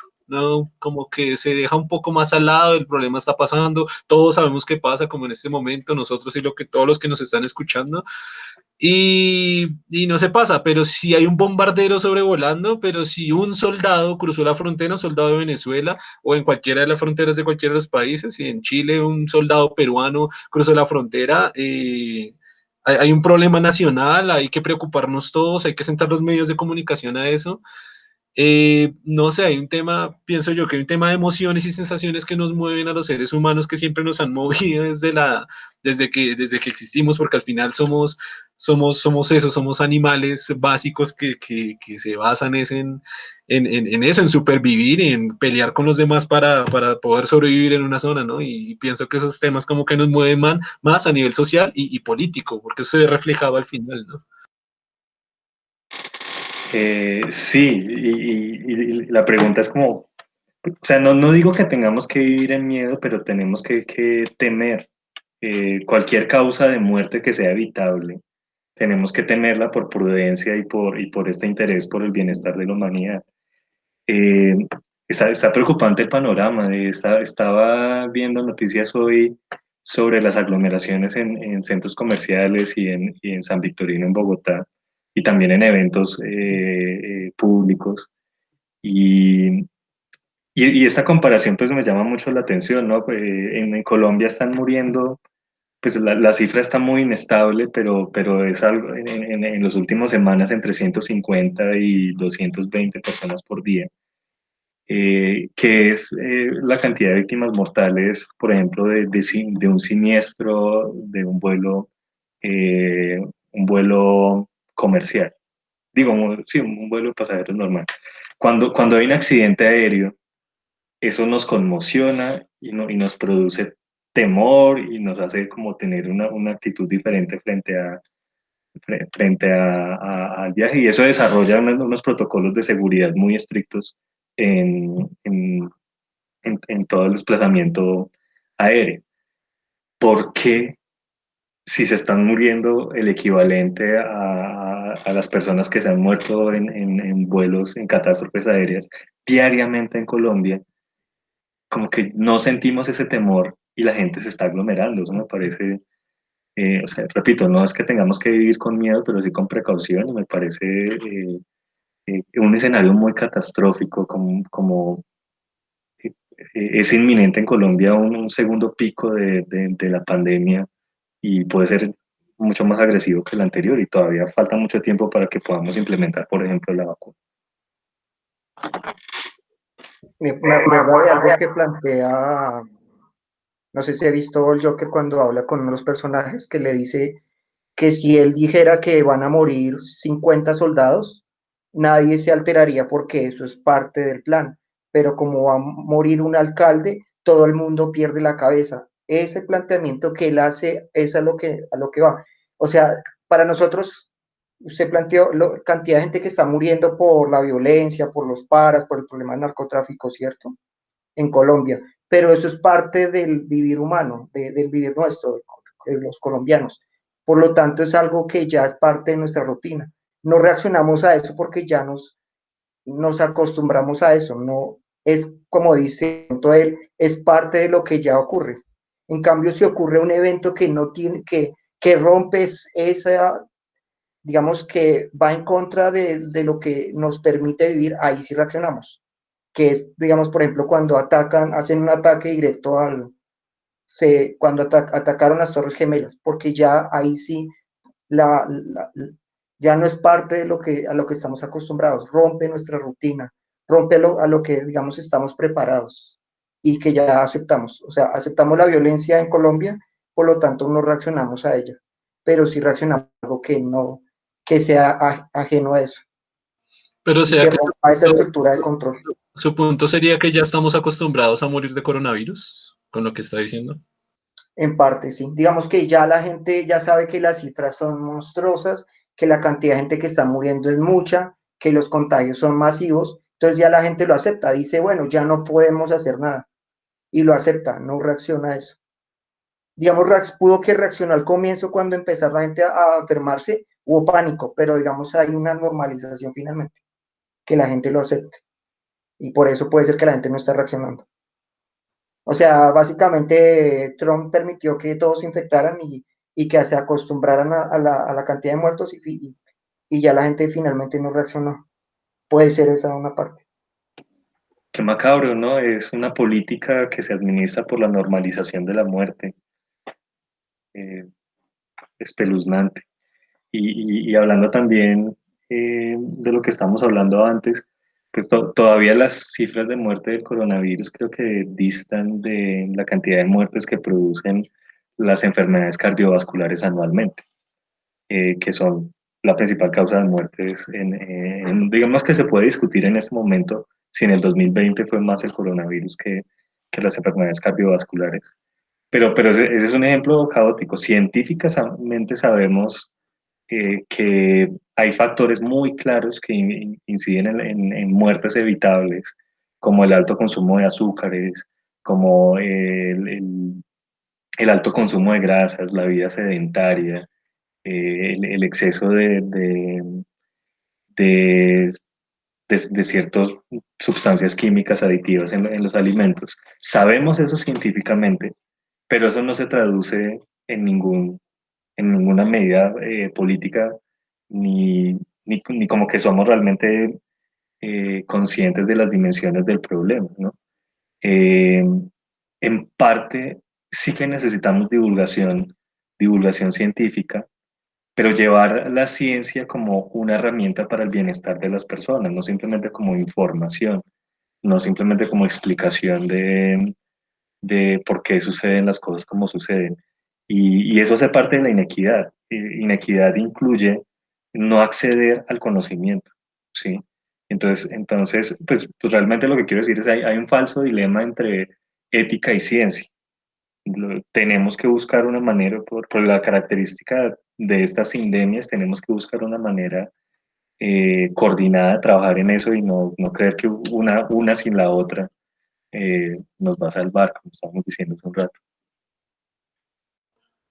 Pienso que, o sea, una conclusión muy buena que nos deja el coronavirus, aparte de muchas, porque pienso que el coronavirus como que se pueden sacar muchísimas cosas buenas.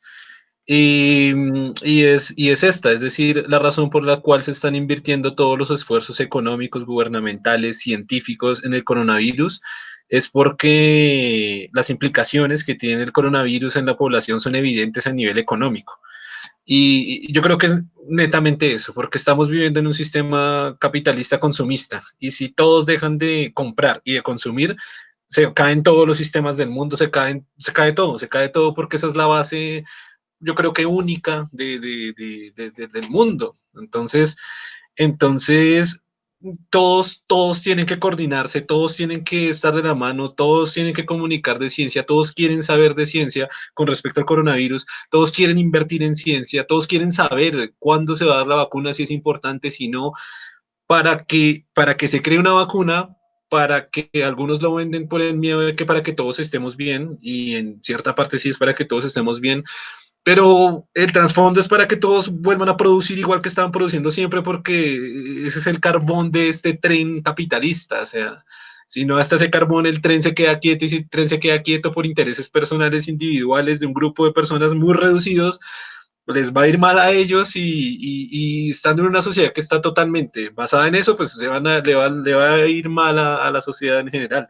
Pienso que digamos, una conclusión bonita es que o sea, desde todas las perspectivas, incluso desde los periodistas, desde las noticias que están informando continuamente acerca del coronavirus, desde la persona, desde las conversaciones de oficinas, que en algún momento, yo como lo dije, lo posteé en mi página, y fue como decir, en algún momento siempre soñé que las conversaciones del diario vivir de la gente dejaran de ser de fútbol y fueran de ciencia.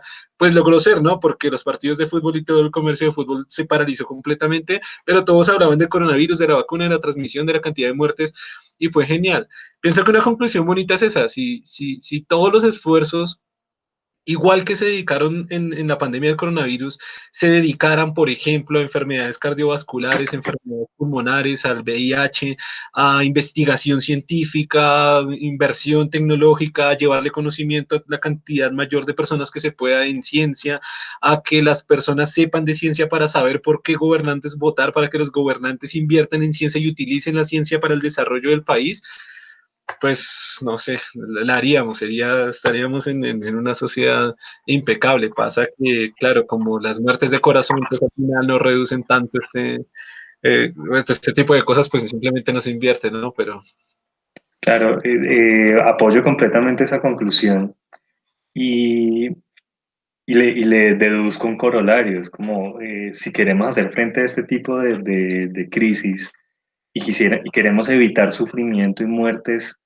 que son evitables, eh, tenemos que revisar profundamente nuestro sistema, por un lado nuestro sistema socioeconómico y por otro lado como digámoslo así, ¿no? Como nuestro sistema ético-espiritual, ¿no? O sea, tiene que producirse una transformación muy profunda. Yo les quería recomendar una lectura a todas las personas que nos están escuchando, que es La peste de Albert Camus, una novela existencialista sobre una pandemia en una sociedad concreta. Leerla en este momento es absolutamente impresionante por las similitudes con nuestra situación, con lo parecido que es, digamos. eh, Creo que podría sonar el libro a veces como profético de cómo sería una pandemia en una sociedad eh, globalizada del siglo XX, aunque pues la narración está muy localizada en una ciudad. ¿Cómo afecta eso la economía? ¿Cómo afecta eso a la sociedad? Pero ante todo, ¿cómo afecta eh, la vida humana en términos de sentido? ¿Sí? ¿Qué sentido le hallamos y cuáles son las cosas importantes para nosotros? Les voy a compartir eh, una sección, una pequeña cita de esa novela. Dice, eh, la Navidad de aquel año fue más bien la fiesta del infierno que la del Evangelio. Los comercios vacíos y sin luz, los chocolates artificiales o las cajas vacías en los escaparates, los tranvías llenos de caras sombrías. No había nada que pudiera recordar las Navidades pasadas. En esta fiesta, en la que todo el mundo, rico o pobre, se regocijaba en otro tiempo, no había lugar más que para las escasas diversiones solitarias y vergonzosas que algunos privilegiados se procuraban a precio de oro en el fondo de alguna trastienda graciente. Las iglesias estaban llenas de lamentaciones en vez de acciones de gracias. En la ciudad hosca y helada, algunos niños corrían de un lado para otro, ignorantes de lo que les amenazaba. pero nadie se atrevía a hablarles del Dios de otros tiempos, cargado de ofrendas, antiguo como el dolor humano, pero nuevo como la joven esperanza. No había sitio en el corazón de nadie más que para una vieja y tibia esperanza, esa esperanza que impide a los hombres abandonarse a la muerte y que no es más que obstinación de vivir. Eh, entonces, bueno, pese a los parecidos en particular, estaba pensando en este párrafo, eh, porque siento, ya por las aglomeraciones en lugares comerciales en Bogotá, y un poco por la actitud de las personas cercanas frente a la llegada de diciembre, frente a la inminente Navidad, siento que con esta normalización de la actitud frente a la pandemia, la Navidad no va a ser muy diferente que en épocas pasadas, y esto podría ser un serio problema en términos, como les decía, de un nuevo pico de enfermedad, de contagios y muerte, eh, que sería en enero, ¿sí? Eh, en La Peste, en esta novela de Albert Camus, que pues quizás ustedes reconocerán como un autor muy pesimista, eh, hay un mensaje muy bello en que una crisis como esta es una oportunidad para repensar los valores fundamentales de la vida, el sentido de la vida. Y una de las razones por las que les recomiendo la lectura es que eh, la gente aprende que tiene que hacer sacrificios y cooperar y preocuparse genuinamente por el bienestar de otros para enfrentar una emergencia como esta. Pese a que la peste, él dice, nunca se termina de ir del todo, si uno lo sabe. Eh, entonces me preocupa eh, como este regreso a esa sensación de normalidad, eh, porque es como que no se está aprovechando realmente la crisis para un cambio, ¿no? Eh,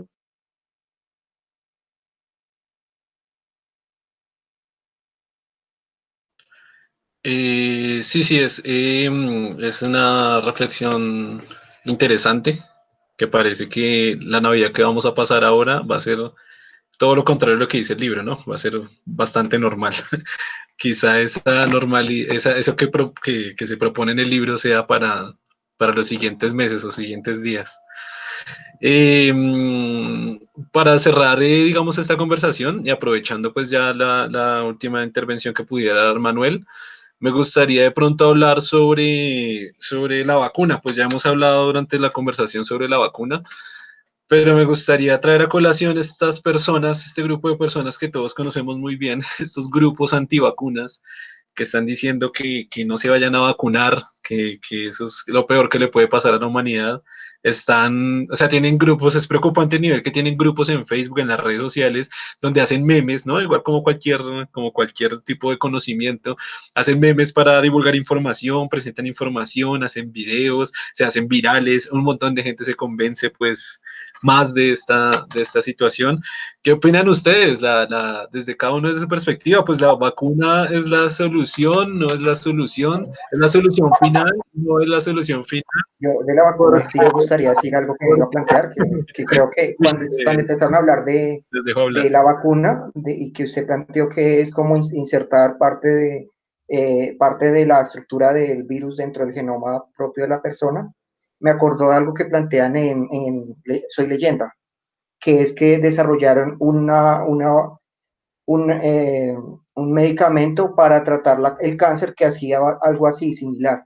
Hacía una corrección sobre el ADN de las células cancerígenas, pero resultó eso en una mutación mortal que finalmente generó lo de esas personas que casi no eran exactamente muertos vivientes, pero digamos que una semejanza a eso. Entonces, digamos que esa idea de ese pánico, no sé si está inmerso en la sociedad, ¿no? Que cuando se vacune con ese tipo de vacuna, se genere un daño potencial en ese sentido, ¿no? Y que sería bueno aclararlo, ¿no? Que en Soy Leyenda, digamos que lo tratan muy levemente cuando explican cómo se originó, pues toda la cuestión de esa infección mortal donde mueren muchas personas y otras se comienzan a comer a los otros. Esa es una idea que podría uno plantear, aclarar acá. Pues yo sí, pues yo mira que una persona antivacunas yo no discuto porque eso es como pelear con un terraplanista, ¿no? Entonces, pues resulta que hay personas que simplemente tienen la necesidad de creer en algo y ellos creen en que las vacunas les hace daño. Ahí confluyen dos cosas. La primera, la ignorancia, porque pues evidentemente no tienen información científica para comprender siquiera cómo funciona una vacuna, porque viven en el mundo de la paranoia, ¿no? No creen en el progreso humano. Entonces, esos son los mismos que no creen que el hombre fue a la luna y que tampoco creen que la Tierra es un geoide, tampoco creen, pues son los que piensan que el virus fue fabricado directamente. Pero entonces, claro, es la suma de la ignorancia humana, la paranoia, está unida ahí. Y ahora, entonces, dicen que es que las vacunas les produce autismo. Yo he tenido la oportunidad incluso de ver algunos blogs, incluso en Facebook. A veces, yo no sé, soy masoquista, entonces yo entro en algunas conversaciones donde hablan de ese tema y son tan anticientíficas que pues realmente me produce como impotencia, ¿no? Ver 300 personas comentando barbaridades en donde pareciera que ni siquiera pasaron por la escuela, o por lo menos medianamente estructuraron su conocimiento. Entonces, yo pienso que el tema de las vacunas está por encima de la creencia humana. Las vacunas tienen toda un argumento científico, funcionan, existen miles de vacunas fabricadas, todas tienen una lógica esencial desde que Louis Pasteur y todos los científicos del siglo XIX y principios del siglo XX, cuando desarrollaron la teoría celular, lograron precisamente quitar de ese tema de, se veía como algo extraño, ¿no? En principio, ¿no? Eso es como brujería. Lo mismo con los trasplantes de órganos. El primer trasplante fue de sangre entre un perro y un humano. Evidentemente, ¿cómo le fue al paciente? Mal, pero la ciencia descubrió que el sistema de antígeno leucocitario está codificado por unos genes específicos y entonces se requiere una compatibilidad genética entre un donante y un receptor. Eso pues, lo se descubrió con el avance de la ciencia. Yo pienso que el tema de las vacunas es un tema paranoico. No peleo con los antivacunas porque es como pelear con un terraplanista, porque entonces ellos van a sacar cualquier tipo de argumento y entonces como estamos peleando o discutiendo con alguien que no usa el racionamiento para llegar a una conclusión, entonces yo lo dejo como aparte, yo respeto la creencia de las personas, así como hay personas que creen en diferentes dioses, que creen que han sido abducidos por alienígenas, bueno, en fin, yo pienso que eso es algo que yo respeto mucho, pero personalmente, como persona que vivo de la ciencia, lo considero una falta de respeto para la lógica del pensamiento crítico de las personas. Entonces, esa era como mi postura. No sé si sabía Manuel o los demás que, pues aparte de esta teoría del autismo también están diciendo, algunos ya no la tienen, algunos sí, pero algunos de ellos afirman que entonces con esta nueva vacuna nos van a meter chips, ¿no? Que va a haber un chipcito dentro de la vacuna, nos la meten dentro del cuerpo y bueno, eso viene en relación con las antenas 5G. Porque las antenas 5G se van a conectar con el chip y nos van a hacer, no sé, nos van a hacer robots, no sé qué nos van a hacer, ¿no? No, sí, no sé si sabían ustedes, pero les dejo el dato como para continuar con la discusión. Yo he escuchado de control mental, que con las vacunas querían hacer control mental, pues básicamente, es creo que lo que han escuchado, que han planteado, que inclusive en los Simpsons lo plantean por ahí, lo lanzan así nomás, como una forma de control mental, ¿no? Que la gente por eso la vacuna, para controlar mentalmente. También, eso en teoría hay bastantes, ¿no?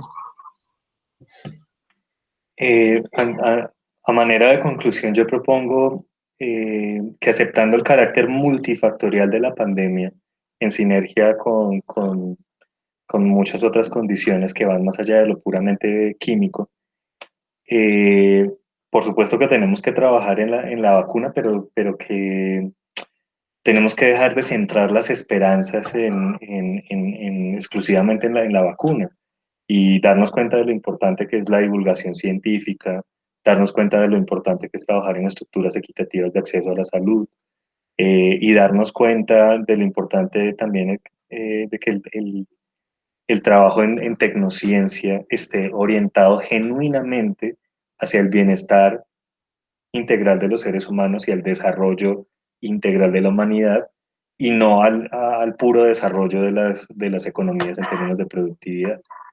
Pero creo que sí están trabajando en eso. Creo que la idea es fortalecer la Organización Mundial de la Salud y la Organización Panamericana de la Salud. O sea, la idea es que finalmente se haya una colaboración mundial porque se dio cuenta que sin eso no podíamos sobrevivir. Se han dado cuenta que es necesario que realmente todos los países aporten, todos los países se ayuden entre sí y ahí fue donde se dieron cuenta de cómo funcionaba o sea, ahí se dieron cuenta cómo Estados Unidos estaba reaccionando, por ejemplo. Estados Unidos dijo sencillamente, no, yo me voy a salir de la Organización Mundial de la Salud. Y también Estados Unidos ha hecho aportes significativos para lograr que la Organización Panamericana de Salud colapse porque no está aportando en términos monetarios, tiene una deuda como el 53%. Entonces ahí es donde o sea, ¿qué es lo que dice Estados Unidos de que es el país que salva al mundo, pero dónde lo está demostrando? Digamos que ahí es donde, o sea, si uno ve toda esta cuestión, ve cómo otros países que se supone que son los enemigos, como China y Rusia, sí están aportando. Entonces ahí es donde finalmente las fuerzas geopolíticas empiezan a moverse. Y finalmente necesitamos ayudarnos entre todos. O sea, eso que se está planteando, claro. O sea, fortalecer esas organizaciones para lograr que finalmente sí se colabore. Y no se colabore solamente con vacunas, sino se colabore con prevención, con investigación, con aportar las medidas que está aportando la organización diciendo, mire, estos son digamos, las acciones que se tienen que tomar en cada uno de los países. Esa colaboración es importante. Bueno, yo creo que ya se ha hablado bastante del tema. No sé si alguno más quiera dar una última conclusión, un último aporte, o si ya todo está dicho. No sé, no pensé que iban a hablar algo del problema de las teorías los que están en contra de las vacunas, no sé. O porque no sé si Manuel lo va a redondear algo, no sé. O No, ya. no, Pues, si a mí me preguntan que si me aplico la vacuna mañana mismo pongo el brazo, porque confío en la capacidad científica que hay detrás del desarrollo de la vacuna. Entonces, eso es algo más de conspiración y pues esos temas yo no los discuto, porque yo pues como científico que me sigo formando, solo creo en la evidencia y en el uso de la razón. Entonces, por ese lado, digamos que pues, es un tema que yo me considero por fuera del tema, porque ya son creencias personales, incluso más de índole religioso. No sé qué motivación tendrá esas personas que de pronto no... Sí, pero pues ahorita están viendo, por ejemplo, uno que aparecen niños con rubeola o cosas de ese tipo, pues que no era antes. de pronto Entonces, por a eso. mí me surgiría la duda o la cuestión de cómo sugerirían ustedes de reducir ese, o por lo menos que no crezca ese tipo de movimientos, Manuel, creo que lo ha leído por ahí los terraplanistas, los antivacunas y etcétera, un montón de gente. Pues ahí hay varias cosas, ¿no? Por ejemplo, lo que planteaban de lo que le ocurrió un poco a Trump cuando Facebook bloqueó los comentarios que hacía para evitar la desinformación. Eso genera un doble problema porque puede ser que sea bueno y sea interesante e importante que las redes sociales controlen la desinformación, haciendo que esas ideas paranoicas no se difundan de forma masiva y desinformen a las personas, pero también tiene un problema de que hay censura, hay una especie de censura también. Entonces, es el problema de equilibrar esas dos cosas, ¿no? Que sería lo que podría uno decir, o sea, uno podría plantear esa cuestión. El problema es por redes sociales, entonces podría uno plantear, hay que controlar redes sociales, lo que se difunde en las redes sociales.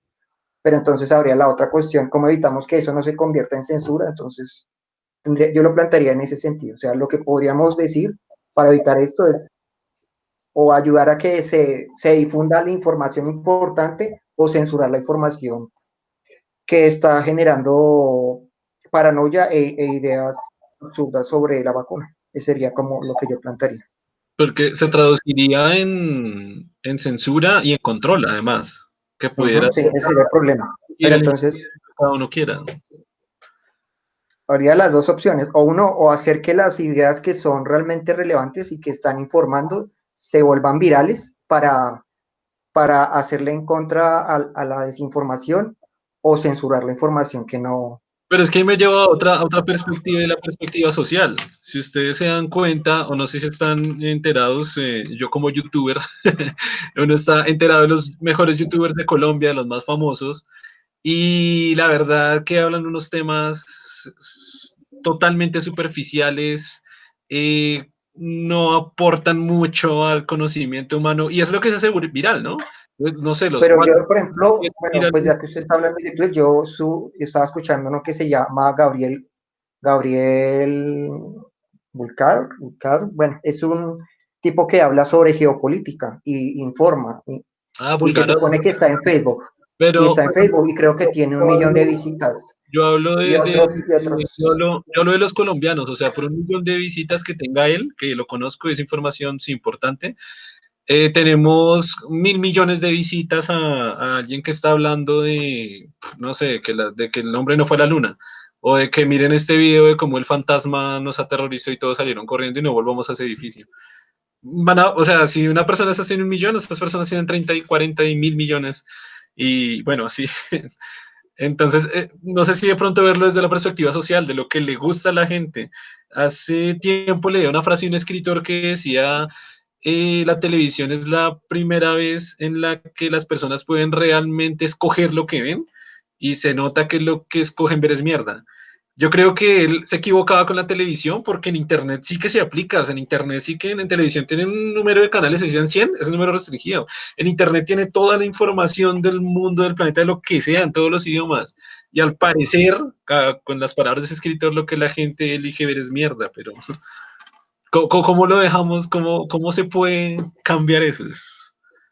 Pues, por ejemplo, Facebook estaba colocando como una etiqueta, decía fake news, para decirle a la persona que lea los comentarios que era un posible noticia falsa, o eso podría ser algo que se podría implementar. O sea, de todas maneras, el problema es que dependemos de YouTube, de Facebook, para que tome esas políticas.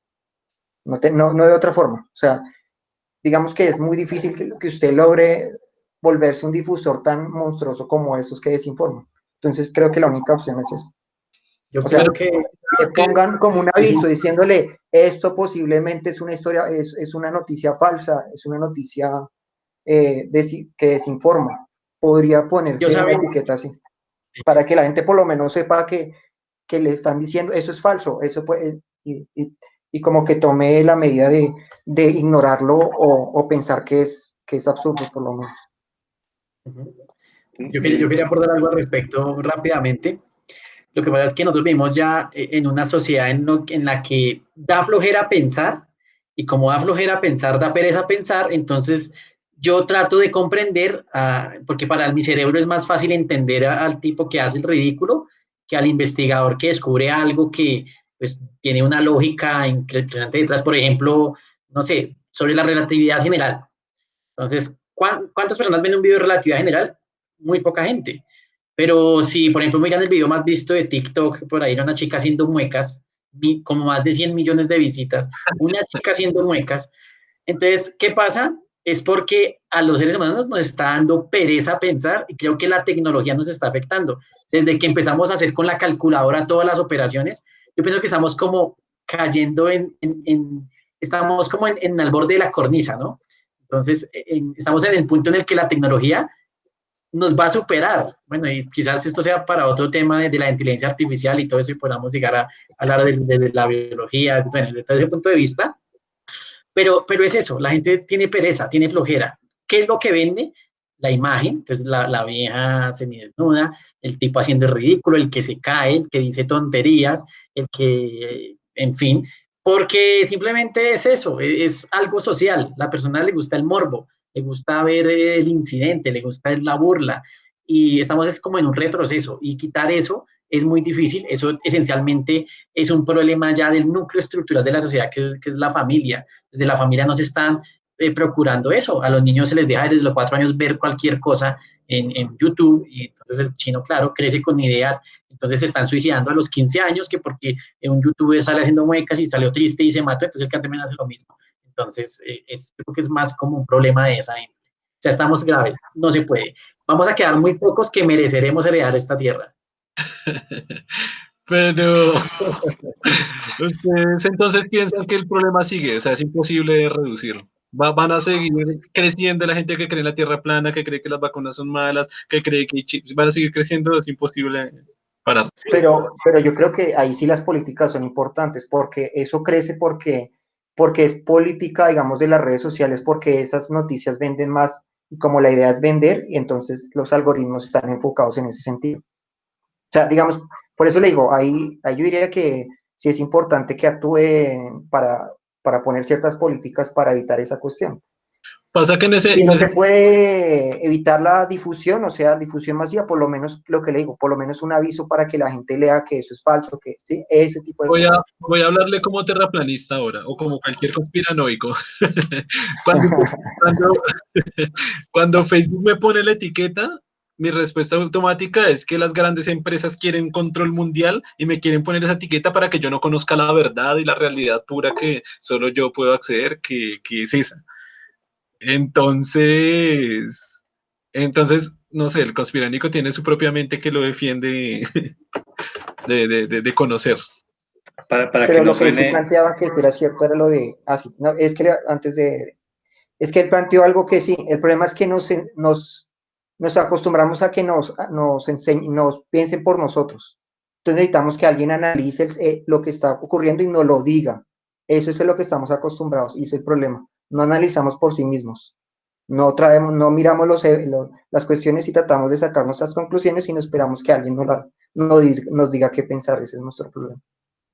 sí, entonces pues miren, la conclusión tiene que ver no solamente con avance experimental y tecnológico, sino con pensamiento crítico, con responsabilidad con el otro, con cuidado.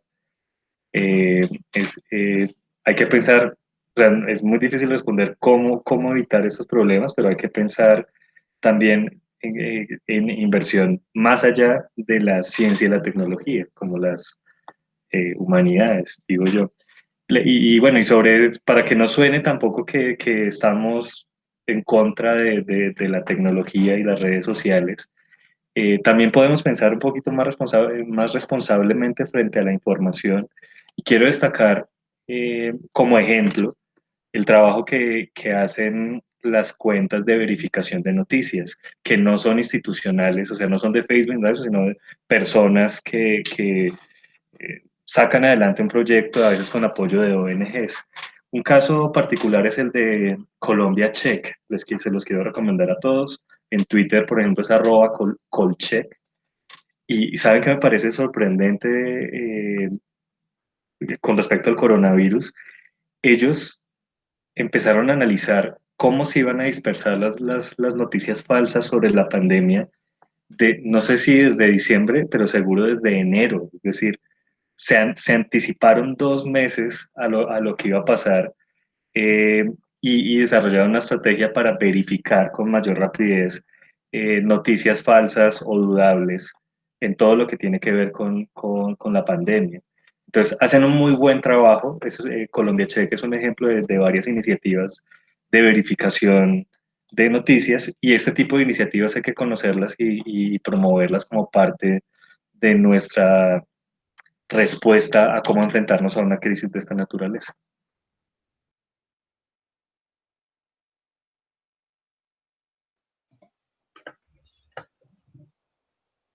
Germán quería decir algo, que tiene la... Bueno, no, sí, sí, o sea, exactamente, digamos, lo único que no, la única respuesta incorrecta es no hacer nada. Si no empezamos a hacer algo, sea lo que yo le estaba planteando, que algunos plantean de poner políticas, sea realmente de construir sitios donde se verifique la información y que la gente vaya allá y sepa que la información es real, hay que tomar iniciativa para lograr que esto no siga ocurriendo. Listo, bueno, entonces ya creo que todo queda súper bien dicho, se sacaron buenas conclusiones, se llevó una muy buena conversación. Espero que la gente escuche todo el video porque seguro están viendo en TikTok a la chica de las muecas, pero bueno, todo esto es parte de lo que sea Germán, estamos tratando de hacer algo para llevar información y que la gente reflexione, piense de otra manera, ¿no? Pero igual Entonces, no hay que tampoco decir entretenimiento versus ciencia, no, sino, o sea, hay que hacer una justa medida.